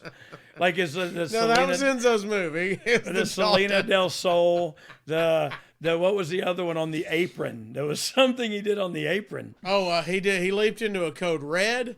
The Salida del Sol, my friend. Salida del Sol, and he did something on the apron. He leaped from the apron into the ring, into a code red. Yeah, my bad. How about that? That's what he did. By the way, both of those matches combined stars equal one of yours. Let me ask you. That's how good of a wrestler you are. Good night. 2 and 7 quarter starts. I'm awesome. Hey, oh crap, what was I going to ask? Never mind. Enzo, the Jaldunzo, Kalisto's. No, Nope, I forgot. it's gone. Yep, it's gone.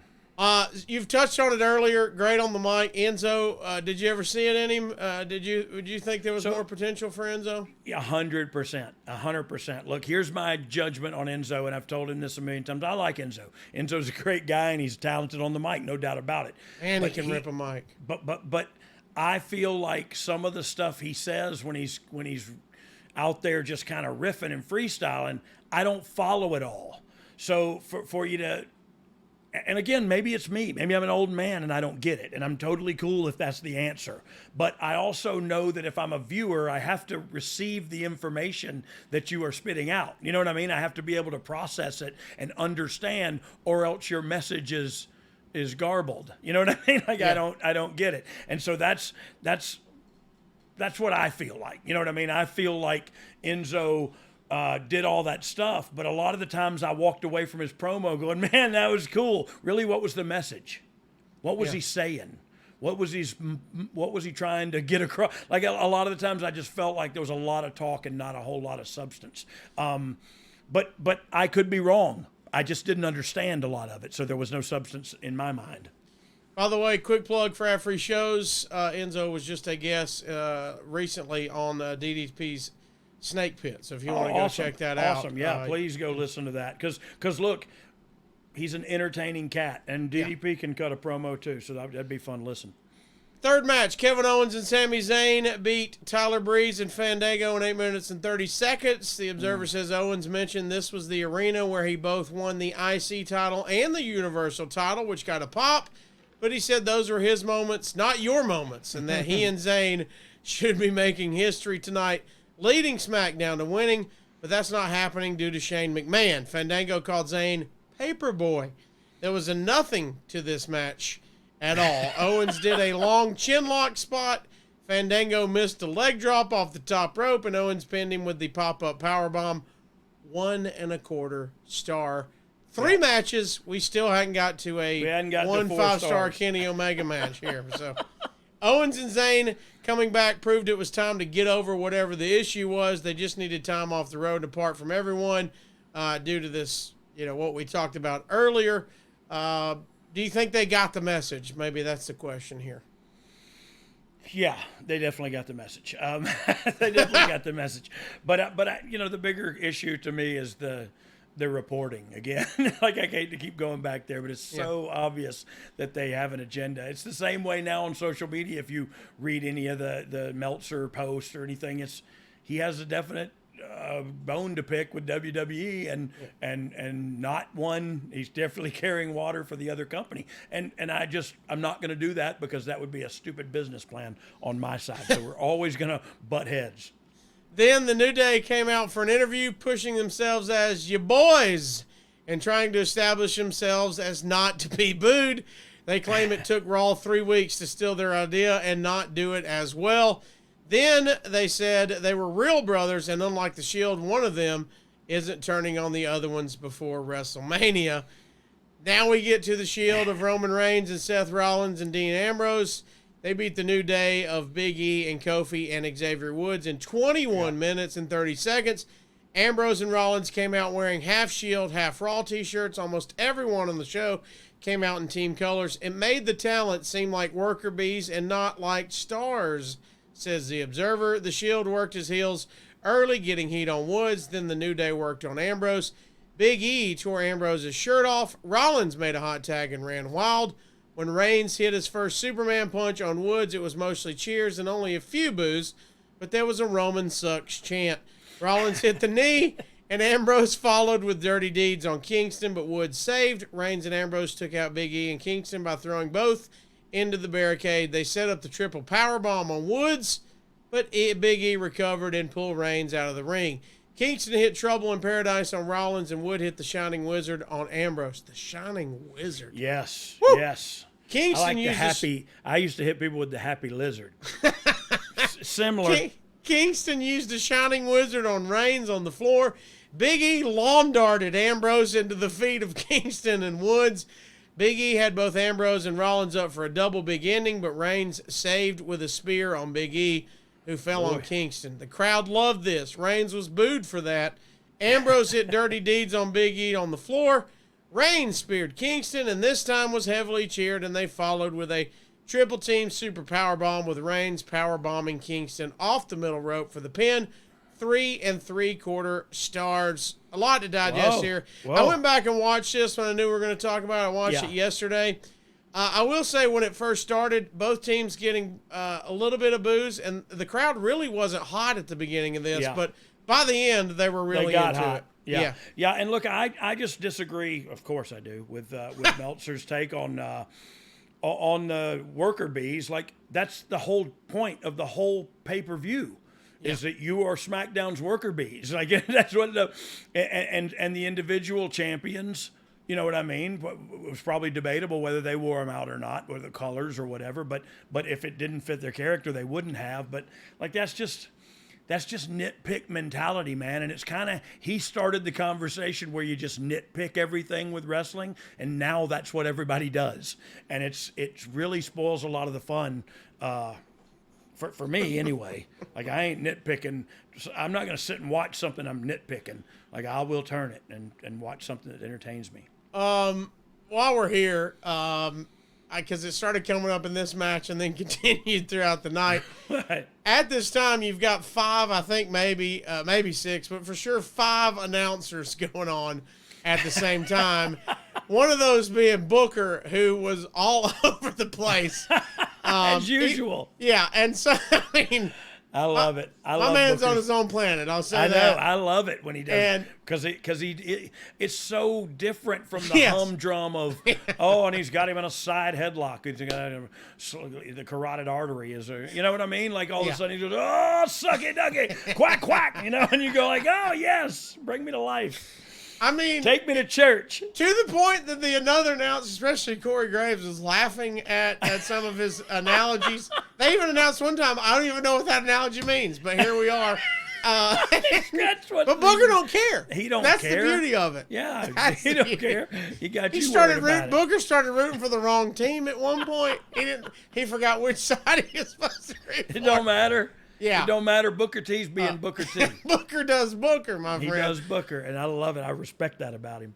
Let's talk about this match just a little bit. You talked about you disagreed with some of it, but we got past the shirts. Yeah. The reunion part of the Shield. This was a great get-together. And then, of course, the New Day are always good. This turned out, like we said, by the end of it, everybody's in and everybody's hot for this match. And we knew it. That's why some changes were made last minute to get to here.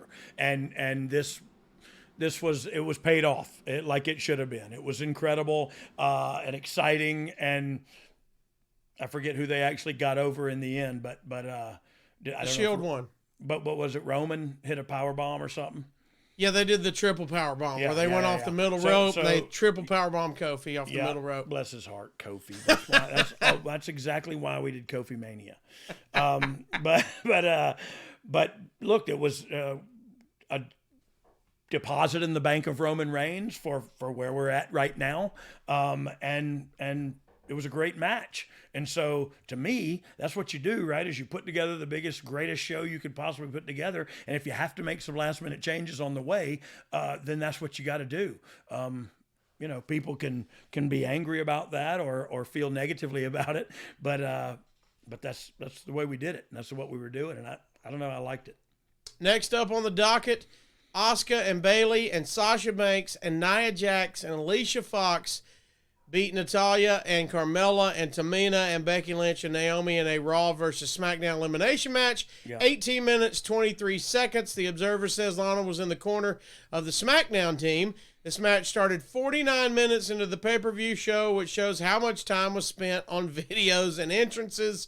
Bayley pinned Lynch with a schoolboy in 201. The crowd popped. Where did she pull a schoolboy out? From under the ring? Or I don't know. Is that somebody's child she pulled out? Yeah, the guy, he was in 7th grade, they said. And she just knocked the fire out of her with him. He was a schoolboy. He was a little person, too. Bless her heart. The crowd popped for Asuka's first tagging in, and she was also introduced last, and from the start portrayed as the biggest star in the match. After Bayley gave Naomi a stunner, Carmella super kicked Bayley, and Tamina pinned her with a splash off the top rope in 5 minutes and 26 seconds. Next was the spot where the two cousins went at it with Jax and Tamina. They traded headbutts and both knocked each other silly. They ended up outside the ring. Tamina super kicked Jax. Silly. And did a crossbody off the apron onto her. Jax was counted out of the ring in 8 minutes and 58 seconds. That was one of my favorite Booker spots. After the ref said 9 and then counted her out, Booker goes, well, he stopped counting at 9. And they said, well, yeah, because 10's out. Because 10's done. Yeah. We didn't need to get to 10. That was out. Anyway, next was Fox and Naomi, which just fell apart. Says the Observer, it was so bad. Really? As they missed one spot after another, it then got worse. Naomi was supposed to get a near fall and then transitioned into her submission on Fox, but Fox didn't get her shoulder up, so the ref called it as a shoot and counted to 3 at 10 minutes and 38 seconds. Both women, not paying attention, went right to their next move with no reaction, like a fall had just been taken. The ref just broke it up. Banks and Naomi put Naomi in the bank statement for the submission in 10 minutes and 46. Asuka tagged in again and beat the hell out of Carmella, pinning her after a kick to the face in 12:57. By the way, me reading this is longer than the match. I was about to say. Banks and Natalya worked and had the best exchanges up to this point. Really, it was the first good action that the crowd got into. Banks did a great drop kick and double knees in the bank statement, but Tamina saved. Natalya threw Banks into the turnbuckles and then put her in the sharpshooter for the submission in 15 minutes and 13 seconds. This left Asuka versus Natalya and Tamina. Tamina missed the splash, and Asuka beat her by submission with a flying armbar in 17 minutes and 39 seconds. Natalya got Asuka in the sharpshooter, which she reversed into a knee bar. Asuka hit a spinning kick, used a double chicken wing, and got the submission on Natalya with the Asuka lock. All that summed up to 2.5 stars. That is, if that ain't 3 stars, I don't know whose solar system you're going by, mister. By the way, how many times have you ended the night with a double chicken wing? Because I have. I like the one. I like not the drummy, the other one. You're a flat guy? Yeah. Because I can get it. I can get all that meat in one swoop. I say I'm a drummy guy. By the way, Asuka undefeated at this time. Yes. So this is a big push for her. Yes, big push for her. And what a star she is till to this day. She's so incredible. So electric and magnified. Like I just love watching her, you know. Stephanie bumped into Daniel Bryan as they argued about who would win the men's match. Stephanie brought up Raw being up 2-0. She said the good thing is that when Shane is incapacitated in the main event, then Bryan can run SmackDown on his own. They seem to be slowly building to Bryan versus Shane as a program. How'd that turn out? We did it. We did it. I think it was WrestleMania. Asuka finishing as the survivor makes all the sense. She was still undefeated at this point. We talked about. Did you want anything different for SmackDown at this point in the show? I mean, is this how you're all working it out? Yeah. Look, it is what it is, and like I said before, during this time you go like, hey, how come they're winning so many matches? And you know what I mean? But it's just it doesn't matter. I mean, we're talking about it now, and it happened, and it's like, okay, everybody's still over and still working and still alive for the most part, hopefully. And by the way, you guys made a little bit of a comeback. We'll talk about it. Yeah. No, 6 match on the docket. Baron Corbin pinned The Miz in 9 minutes and 23 seconds. Oh. Both were wearing those T-shirts, dog. I know, horrible. Maurice it made them look like just busy bees. Worker. They were just busy as the bees. Drones. They just look like soldiers. Listen, here's the deal. Oh, you didn't know that traditional bed sheets can harbor more bacteria than a toilet seat? Yeah, it can lead to acne, allergies, and stuffy noses, and it's just plain gross. But Miracle Brand is here. Miracle Brand offers a whole line of self-cleaning, eco-friendly bedding, such as sheets, pillowcases, and comforters that prevent 99% of bacteria and require 3 times less laundry. Look, I don't even have a shirt on right now because it's laundry day, but I don't have to worry about the sheets because they are self-cleaning. That's right. These sheets are infused with natural silver that prevent 99.9% of bacterial growth, leaving them to stay cleaner and fresh 3 times longer than the other sheets. No more gross odors. Plus, they make the perfect holiday gift. Looking for something for that hard-to-get person? How about this? Miracle Sheets are there for the perfect gift for your spouse, friends, or family. Who doesn't want better sleep and who doesn't want better sleep and luxurious feeling bed sheets? And since these come with 3 free towels, you get 2 gifts in one, just in time for the holidays. Stop sleeping on bacteria. Clean sheets mean less bacteria to clog your pores and fewer breakouts and other skin problems. Here's how you can change your life.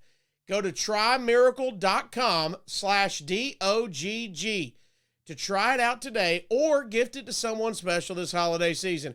And we've got a special deal for dog listeners. Save over 40% and be sure to use the promo code DOGG at checkout, and you're going to save even more and get 3 free towels. That's right.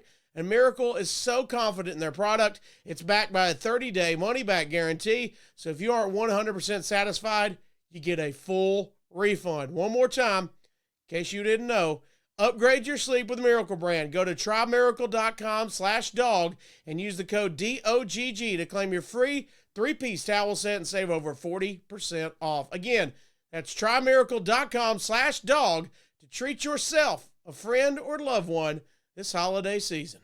Thank you, Miracle Brand, for sponsoring this episode. Looked like they wanted to work and represent their brand that they worked for. I know. It's so stupid. Maurice was sitting in the front row. Curtis Axel had a neck brace that was red, the raw colors, like a modern-day Joel Gertner. Corbin blew a kiss. Who's Joel Gertner? ECW. Okay. I'll take your word for it. But here's my proof again. Small ball. We're playing Bush League ball here. You throw out a Joel, what is his name again? Joel Gertner. A Joel Gertner reference. Like, I'm sorry, but if you're over, you don't know who Joel Gertner is. By the way, Joel Gertner, great guy. That wasn't a knock on Joel Gertner. No, I don't even know Joel Gertner. The reporting in WWE. Exactly. Yes. I don't know Joel Gertner. I don't know of him. Joel Gertner took the Eliminator in 1993 and wore a neck brace for 20 years in the business. Oh, okay. Yeah. Okay. Is he in the Hall of Fame? He's still now. I don't think, I'm not official, but that's made up too, so he could be. I'm just kidding. If we go to 200 Pennsylvania Avenue or whatever the crap that building is, if we run that town for the Hall of Fame, we'll probably induct him. That's for sure. I'm sorry, Joel. I didn't mean nothing personal about that. Yeah, no, you were just, that was It's just to prove the agenda. Yes, Corbin blew a kiss at Maurice and Miz attacked him. Miz was the face here. Ooh. There were dueling chants. Miz's chants were much louder. Bo Dallas was ringside as well. He took out Corbin's left knee, and Miz worked it over to set up the figure 4. Corbin decked Axel and clotheslined Miz for a near fall. Miz got in his, quote, crappy-looking kicks that he has to do in every match. Corbin then beat him clean with the end of days. Renee Young got in the ring and pushed this as SmackDown's first win. Corbin then gave a line saying, "My hand went up and your mouth went shut." 2 3/4 stars. Oh, I remember 2 watching, 3/4. Yeah, I remember watching this back yesterday, and even I had forgotten that Corbin won, and this was a big win to establish Baron as, hey, my man just beat Miz clean in the middle. Yeah. Big win for Corbin here. Yeah, huge win, and it goes back to, like, if you were in that position with Sami Zayn and that young in the business and stuff, if a win wouldn't have helped him more. Well, yeah, it would have. Of course it would have. Right. Just like this kid. But you see that in the big picture, it doesn't really matter. Of course, SmackDown, they get their first win of the night. We got to keep that storyline competitive. Charlie Caruso comes out, does a promo with Paul Heyman, and he said that Styles is going to regret beating Jinder Mahal and winning the title because it put him in the match tonight. The next match on the docket is the Usos. They beat Sheamus and Cesaro in 15 minutes and 53 seconds. Yeah. The Usos came out and did a really badly written promo, but delivered it great. Oh, it was pretty bad. These guys all worked in T-shirts again. Yeah, I thought it was bad. Yeah. I saw what they were trying. I mean, they delivered it well. Yeah. I hope you didn't write it. But I'm sure I did not actually put pen to paper and write it, but it makes me wonder, did I have any part in that? These guys all worked in T-shirts again. My man is eat up with the T-shirts. He's bad. I hate those bad T-shirts. Sheamus and Cesaro worked no Jimmy. Jay tagged in and cleaned house. Jay backdropped Cesaro into the corner, which looked dangerous. Cesaro had the sharpshooter on Jay, while Sheamus hit a brogue kick on Jimmy, but Jay made the ropes. Jay gave Sheamus a Samoan drop from Doomsday Device position for a real good near fall. They did the Young Bucks, tons of super kick spot with a double super kick on Cesaro. You know, the Young Bucks did that. So, they invented it. Yeah, then they double super kick Sheamus. But that out of nowhere. You know what I mean? They do the Young Bucks spot. They do, you know what I mean? Well, it's not I don't know. That just proves the agenda thing again. Continue. Well, the interesting part on that point, Byron Saxton called it a super kick party. For the record, the term was trademarked, but only for clothing purposes in 2015 by the Young Bucks. So it was interesting that Byron called it that during the match. Why does anybody know that? You know what I mean? Trademarks are a thing, man. The gimmick attorney's over, I get it, but I don't.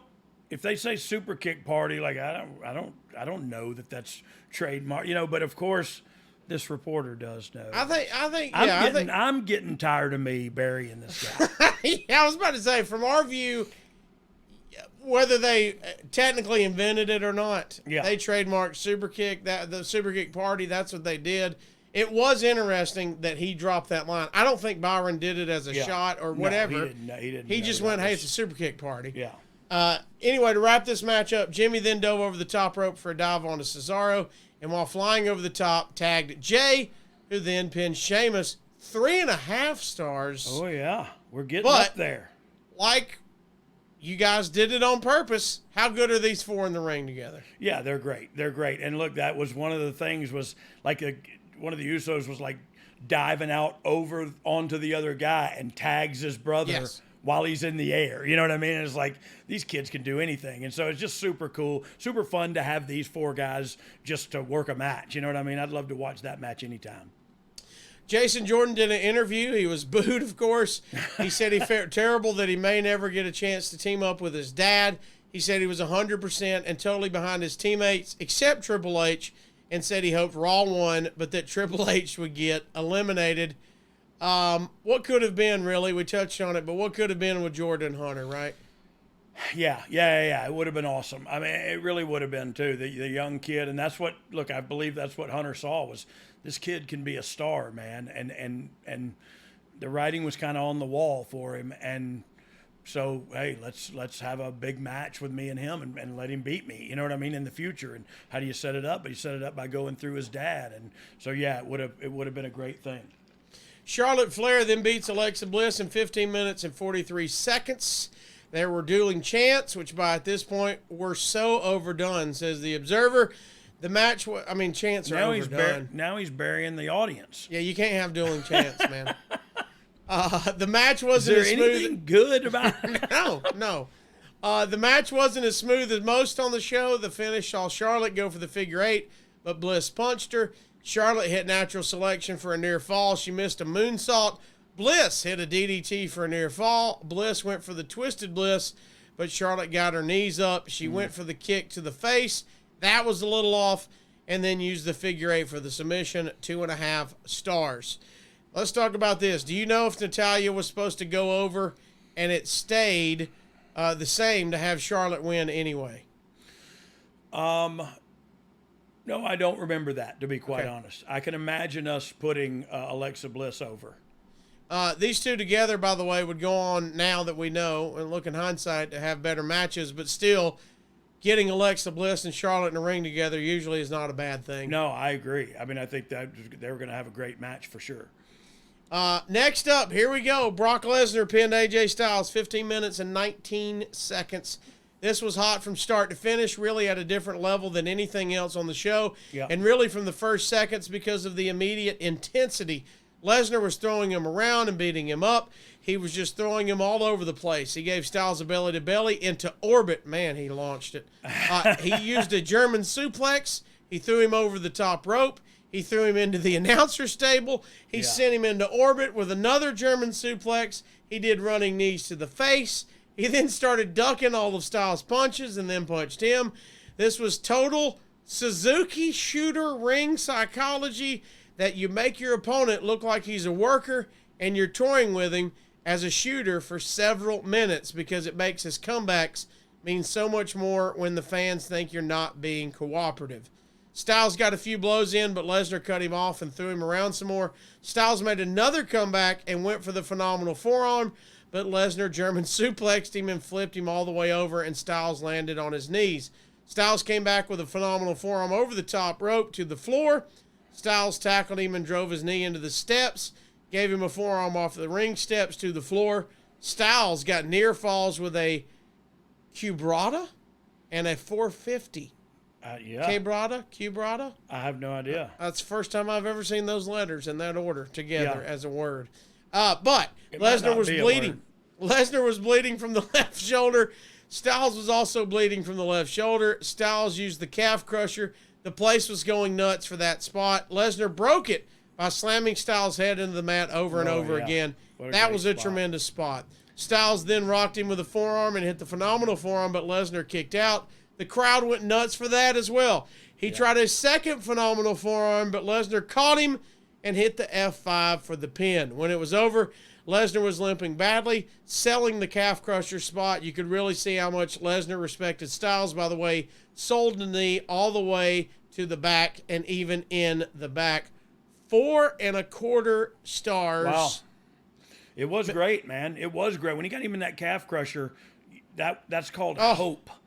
Crowd was crazy. That was called hope, and everybody in there felt it, man. And their assessment was correct on this. Meltzer thinks it's a one-man show with Styles here, but what do you think of Brock? I mean, it's for it to be a great match. See, both guys got to do it. Yes, it's look, Fred and Ginger. It ain't Fred, and it ain't just Ginger. It's Fred and Ginger, and that dates me, Meltzer. But you're as old as I am. So to say Brock doesn't. I mean, he just sat there and put over Brock for selling the calf crusher, and he did man, it wasn't a one-man show. Yeah, AJ works his butt off, but every match AJ Styles is in could be argued as a one-man show. He's that good at what he does. But to say that in order to cut down Brock Lesnar is just to be, it's just not smart. You know what I mean? It's not. I don't think he's right. I thought watching it back, him selling the leg was great. He also laid in the corner and was kind of stunned, like, oh my gosh, I just almost lost that. Yeah. I thought that was great theater as well. Brock is great at what he does, man. And people that don't like him have another reason for that. It's not his wrestling ability or his ability as an athlete. It's something else. It's you're a wrestling traditionalist and he only wrestles a few times a year, or you know, whatever. You have some personal vendetta, because Brock is good. Brock is good to every wrestler who watches and knows what they're looking at, goes, dang, he's good. You know what I mean? When he needs to be good, he's really good. All right, let's get to the last match, the 10th match of the night. Triple H, Kurt Angle, Braun Strowman, Samoa Joe, and Finn Balor beat John Cena, Shane McMahon, Shinsuke Nakamura, and Randy Orton and Bobby Roode in a Raw versus SmackDown elimination match. 33 minutes and 19 seconds. Here we go. Angle was clearly Let me stop you right here. I remember distinctly, and you set it up perfectly. We didn't know what to close with. AJ and Brock or this. Oh. And so we chose AJ and Brock to not close with we're going to close with the other one, because we didn't know what AJ and Brock was going to do. Really? You know what I mean? Okay. You just like you said, I didn't know if it was going to be good. Yeah. But it was, and this has happened more than once. In retrospect, you go, man, I sure wish we'd have closed with that one. You know what I mean? Everybody would have gone home happy. And so, they still went home happy, I think, anyway. I'm sure Meltzer didn't. We'll hear what he has to say about it. Yeah, I guess maybe you trusted Brock more because next year you closed with Brock and Daniel Bryan. Was that a Okay, he can go with a smaller guy. We know that now. 100%. And it's very compelling television. The beat down, and look, they were right about the Suzuki shooter mentality is when it looks like you're just beating this guy up and this guy's really taking a beating and it looks like that. Man, it's so much better when said guy all of a sudden starts flying around like a helicopter fist. You know what I mean? All right, so we're here versus the Raw versus SmackDown. Angle was clearly having trouble walking with his leg all taped up. Joe had his elbow taped up. Strowman threw Shane around at first while Triple H was laughing at him. The biggest reaction was Balor tagging in with Nakamura with a loud NXT chant, and an almost as loud New Japan chant broke out. Good stuff there. Triple H sold some for Nakamura. Triple H worked spots with Roode as they traded spine busters. Nakamura got a hot tag and hit the Kinshasa on Triple H. Followed by that's where the hot mustard comes in. Triple H, he followed by a second one off the middle rope, but Strowman tagged in and power slammed and pinned Nakamura like it was nothing for 11 minutes and 31 seconds. Roode hit a blockbuster on Strowman, but Strowman power slammed him for the pin in 12 minutes and 21 seconds. Joe and Angle started arguing. Angle and Triple H tried to make peace with him. Triple H shoved Angle, and Angle had Triple H win at it. Orton threw Angle into Triple H. Nakamura and Roode came back out, and all 5 members of the SmackDown team suplexed Strowman through a table. Balor and Joe argued. Cena then hit the attitude adjustment on Joe, another one on Balor, and then hit another one on Joe and pinned Joe in 18 minutes and 4 seconds. Cena was in with Angle, and they talked about Cena's first television match with Angle 15 years ago. They did the yay boo spot. They booed Cena. Cena was playing to the crowd, and Angle put Cena in the ankle lock. Cena kicked out of it. Angle used the Olympic slam on Cena. Balor came off the top rope with the coup de grace on Cena. Oh, yeah. And Angle... I think it's pronounced coup de grace. Coup de grace, as we call it, on Cena. And Angle used another Olympic slam for the pin on Cena in 21 minutes and 54 seconds. Balor then ran wild with a great running drop kick on Shane into the barricade. Man, he hit that hard. Yeah. But Orton hit Balor with the RKO for the pin in 23 minutes, 35 seconds. Then Owens and Zayn came back out to attack Shane and threw Shane over the announcer's table. Shane came back with the chair shots on both of them. He chased Zayn to the back while Owens jumped into the ring, where Orton laid out Owens with an RKO. Strowman boom. Then power slammed Orton and pinned him in 26 minutes and 38 seconds. Whoa. This left Shane versus all 3. Shane spent a few minutes stalling outside the ring. Finally, Shane got into the ring, got in some offense on Angle, including a flying elbow and DDT, but Angle got the ankle lock on Shane and pulled him to the center of the ring. He had it on far too long on where it felt silly that Shane wasn't tapping, says the Observer. Triple H then came in and hit a pedigree on Angle. He then dragged Shane on top for the pin in 32 minutes. Triple H then acted like he was going to back up Shane against Strowman, but then turned on Shane and hit him with a pedigree and pinned him in 33 minutes and 19 seconds.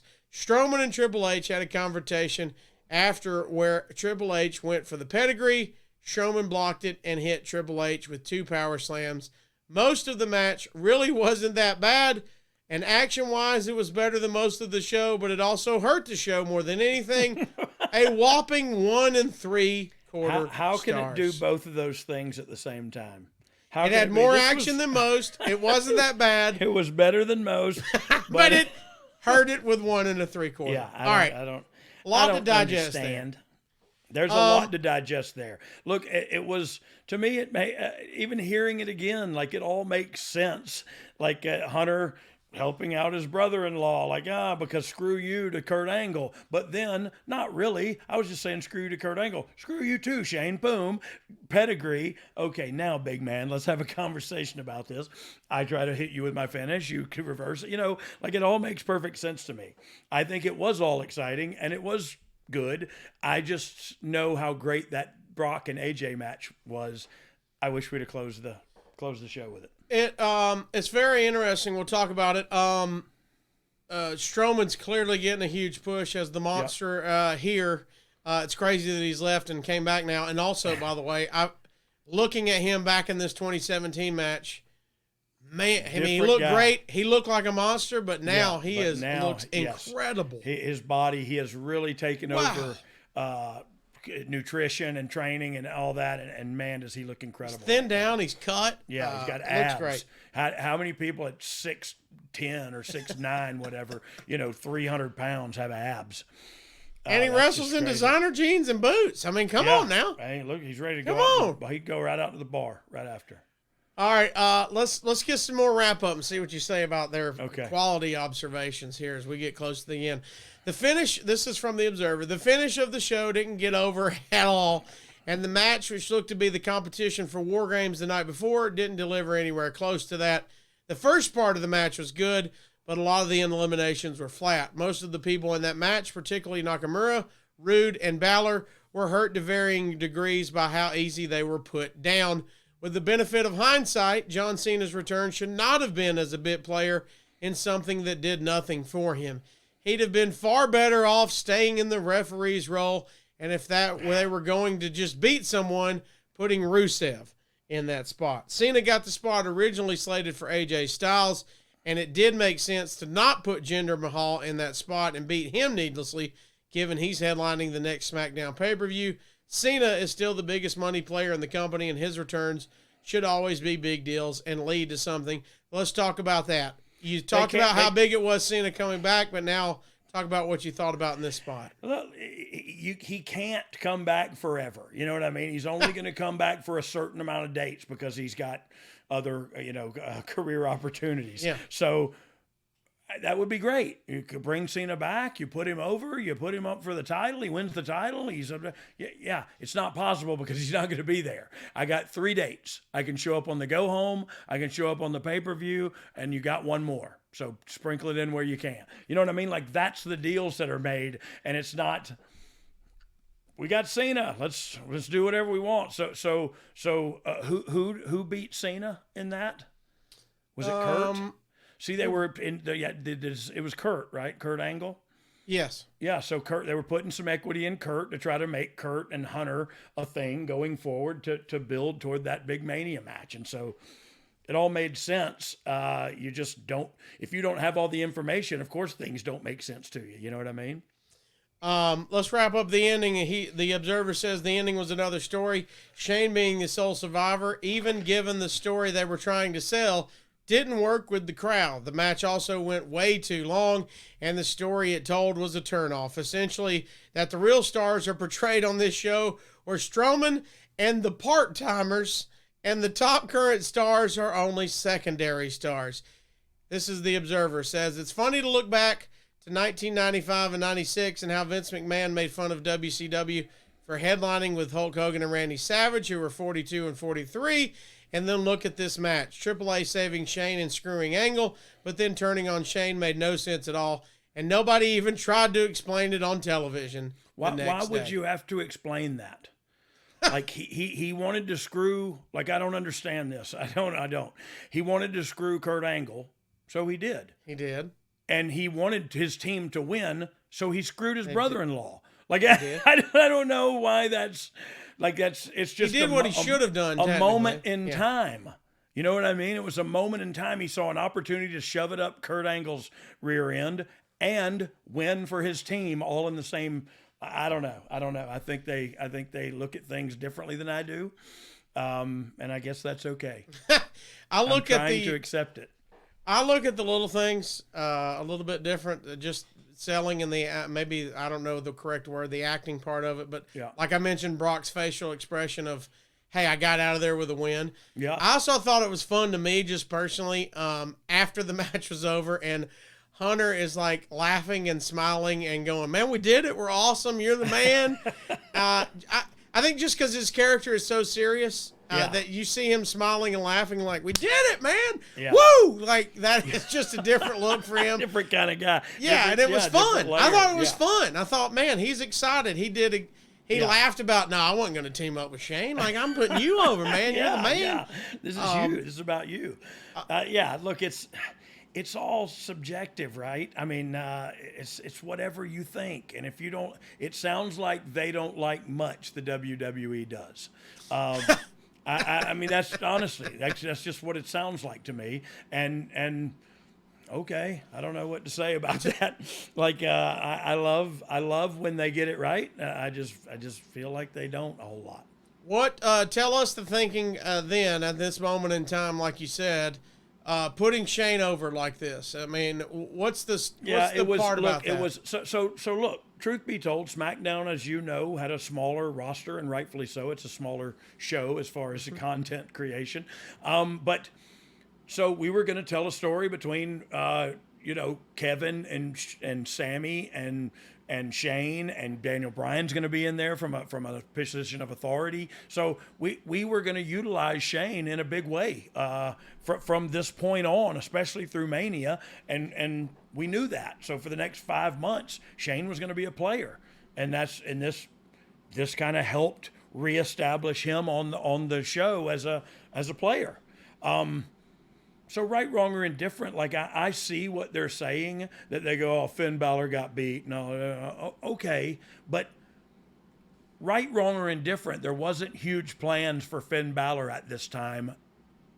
And maybe that's wrong. I tell you, look at him now and say it didn't matter, but he could have been handled differently. And maybe he was that big, huge star that everybody thought he was, but we didn't know that yet. And when I say we, I mean Vince. Like I didn't know him either, because I'm not a huge fan of other wrestling. I'm domestic. I watch wrestling from America. I haven't watched a bunch of wrestling from elsewhere. So that's why I called him Fergal McDivitt the first time. Let's plug the shirt, the Fergal McDivitt shirt, because that's what I thought his name was. You know what I mean? So yeah.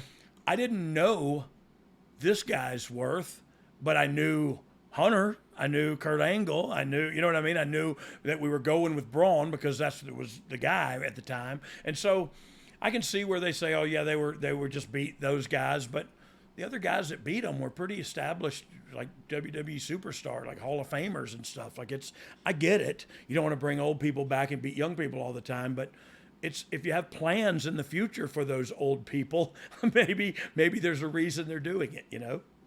Yeah, little things. Like you said, you guys are about to have a storyline with Hunter and Kurt. If somebody's going to beat Kurt and him still be relevant, it's got to be somebody big. You know what I mean? Like you said, you've got to plant seeds.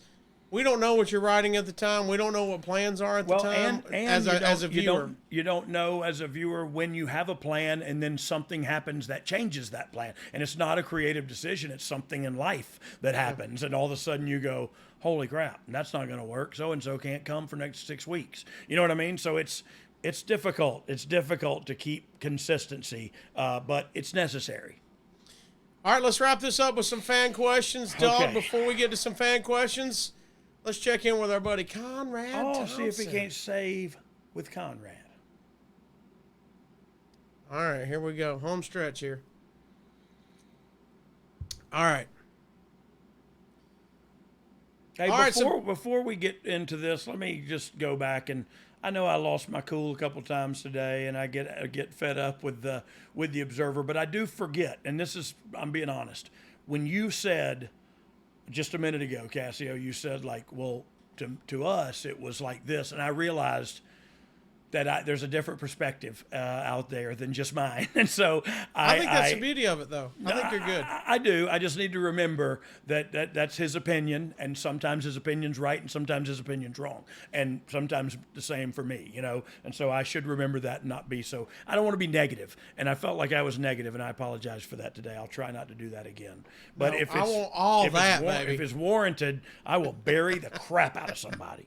I think if you listen to any podcast that is involved with a wrestler, none of y'all's perspective is the same as us. You know that's the beauty, and why we're asking you these questions. I agree with that, and something else that Steve Kaufman, again, he's the vice president of executive vice presidents. He said about Bret Hart, you and Bret just have different philosophies about the business. He said that to me like after we went off the air one time, and it hit me so hard. It was like, wow, we just totally look at the business different. and it's one thing to him, and it's a totally another thing to me. And so I just got to keep that in mind. But that goes with fans as well. I'm gonna like some guy, and you don't like the guy, or you don't like the girl for reasons I love the girl. I mean, that's the beauty of wrestling. It does make the world go round. That's for sure. I just need to remember that. All right, fan question. Zol Lopez, he tweets us at You Didn't Know Pod, at Brian R.D. James, at The Casio Kid. Survivor Series shows why the brand split can be fun. Why do you think that the brand split has struggled to stick in the last 10 years or so? First of all, do you agree? Do you agree that it's struggled to stick? So I don't. I think I think when times have called for it, we have crossed brands a time or 12. So I don't think look, there's still a brand split. You know what I mean? There's the Usos and Roman who can go to both shows because they have all the titles. Is that still the case? That's still the case, right? Yeah.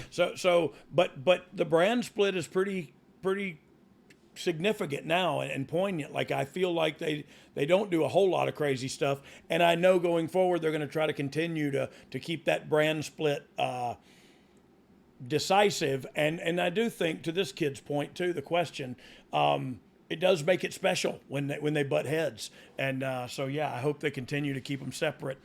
You got to keep them separated. But I love when they crack heads.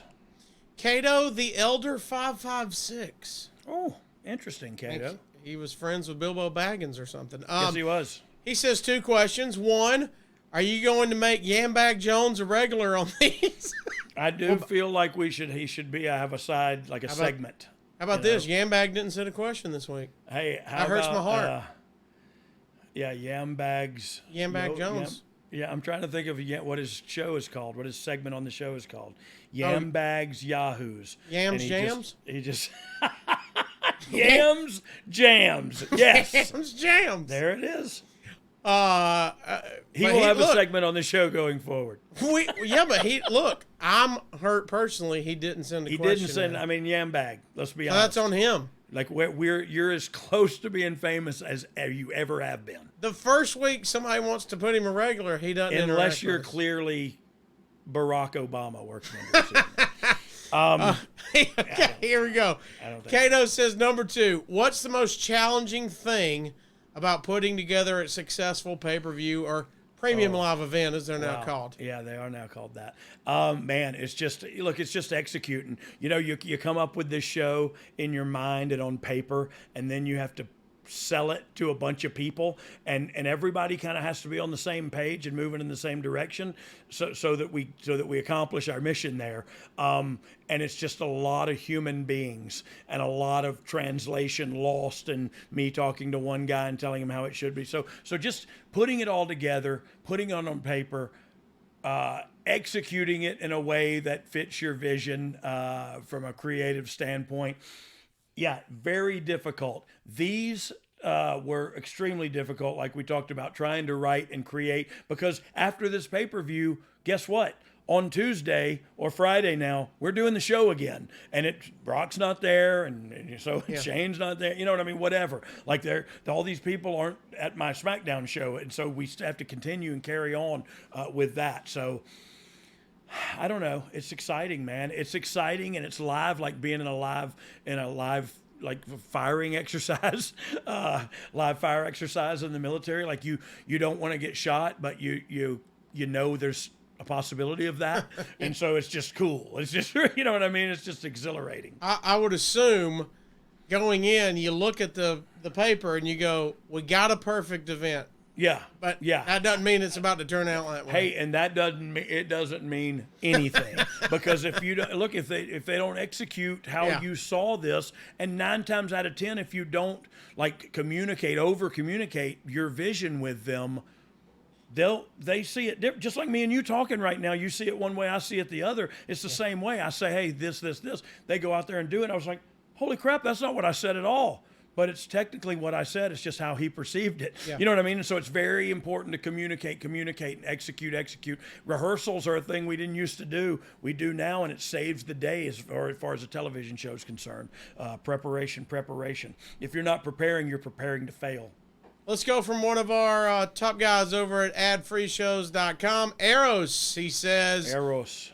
He's gonna get you a little fantasy booking here. Are you ready? Okay, cool. I love it. He said, first of all, New Day is one of my top 5 tag factions ever. Yeah. Other than the New Age Outlaws, of course. Well, he says, if the New Age Outlaws faced off with the New Day, what pairing do you feel would be the best matchup?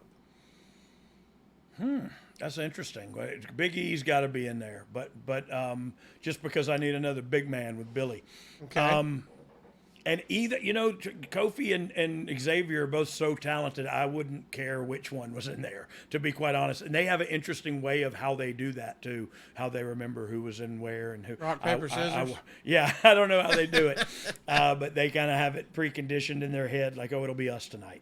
And we used to let them go like, okay, cool. Unless we had a specific thing we wanted to hurt him or whatever, you know what I mean? Yeah, storyline. Yeah, other than that, we let them choose whoever. So yeah, I don't care. I would not care because I would be in there. I would sell my butt off for Big E. Obviously, I would sell my butt off for all of them. But like, I'd love to get to work. I don't think I've ever worked with Xavier, and I've known Xavier a long time from TNA and everything. I'd love to get in there and tussle with him. But honestly, either one of those two guys, I would love to be in the ring with. I need to find the picture and send to you guys. Fergal. They did a house show here in Huntsville, Alabama, and I caught Xavier's bouquet tank top. Oh, tank top. And wore it. Oh, and you wore it. And I will tell you this: it doesn't fit me like it fit him. No, right. He looks like a very big dude. But I'm bigger in different places. Yeah, in the wrong places. Mine's down here in the biscuits. Yeah. His is up top. Yeah, I get it. I had a lot of side biscuits hanging out. Yeah, but look, who doesn't love biscuits? Yeah, nothing like a good crescent roll up here, hanging out your tank top. Jeremy Priest hits us up at adfreeshows.com. Man, I thought the pairing of Cesaro and Sheamus was gold. What was your take on this pairing, dog? Agreed. I thought it was gold, too. Look, I loved the League of Nations. I don't know if anybody remembers back then when they had Alberto Del Rio and Rusev and Cesaro and Sheamus. Like, I loved it. But I thought they were gold, too. They were great wrestlers. They worked hard. They were good friends. I loved the duo. Well, great topic, great show. Want to appreciate it. The first time me and you've ever said this in our lives, but we both went long tonight. We appreciate We did go long. Over 2 hours. Nobody has ever said that to me. But overall, your thoughts looking back at it 5 years from now. So look, I loved it. And I did. Okay. I loved it. I told you my regret was not rolling with Brock and AJ on last, but in all honesty, I don't think any of us knew what to expect out of that match until we saw it, and we were like, should have closed the show. But honestly, I thought it was a good show. I thought it was well booked, other than those dang T-shirts. If it hadn't have been for those meddling T-shirts, this show would have been a success. Speaking of shirts, Fergal McDivitt shirts. Fergal McDivitt shirts coming out. If you don't have one, I don't know what you're thinking. But I know what you're drinking. And here's the deal. Before we get out of here, all the things we got going on over at adfreeshows.com. You get all these shows early and ad-free for as low as $9. That's just 16 cents an episode every month. How about that? If you don't have 16 cents, call me. I'll send it to you. There's also a ton of bonus content waiting for you, like the all-new edition of Title Chase with everything you've ever wanted to know about the WCW World Championship, held by the likes of Ron Simmons, Vader, and the Nature Boy. Eric Bischoff recently sat down with Raven. I got a chance to let them clear the air after 2+ decades. You could have even watched Halloween Havoc 1992 with Jake Roberts live and asking questions if you were over at adfreeshows.com. Like we mentioned, great episode in the My World with Jeff Jarrett archives where we talked about one and only Road Dogg. Me. So if you're a fan and then of this also one, DDP had Enzo Amore. Yeah, go check that out. A lot of great podcasts, a lot of great guests, a lot of great topics. So if you're not with ads free, I got 2 words for you: ads free. Ads free. Tons of great stuff. Check it out, adfreeshows.com. Before you leave here, like, subscribe, leave a 5-star rating on all platforms. Our Twitter handles. It will be the only 5 stars I'm ever anywhere close to. So that is a fact. For me. Twitter handles at Brian R.D. James. I'm at the Casio Kid. Show handle, of course, at You Didn't Know Pod. YouTube, if you're watching our beautiful faces, like, subscribe, tell us how handsome we are in the comments, and then turn on notifications at youtube.com/dog. And then slide up into my MDs. If you didn't listen to the ad-free show, slide into my DMs. Slide into the DMs. Either one, or your medical doctor, either one. Look, appreciate you. If you didn't listen to the ad-free shows, appreciate all the sponsors that make this happen every single week. Appreciate our team that helped us out with this. Derek, Steve shout out to Derek. I deal. don't feel like we give Derek enough credit. Derek does all of our research here, and so thank you. Shout out to D. But you'd be like doing you said, poop jokes for 2 hours instead of actually talking about wrestling, which still would be fun. I'm down with the whole poop For me jokes personally, episode. it would be fun. I don't know if the listener would enjoy, but I can definitely talk about fecal material for another hour. So check out everything at roaddoglinks.com as well. BRD, BJ? Yes, thank you so much. Man. I have 12 initials. Always good. But seriously, if it wasn't for you, I would be home with my family. So I'm just kidding. Hey, seriously, if y'all ain't down with You Didn't Know podcast, I got 2 words for you. Suck it.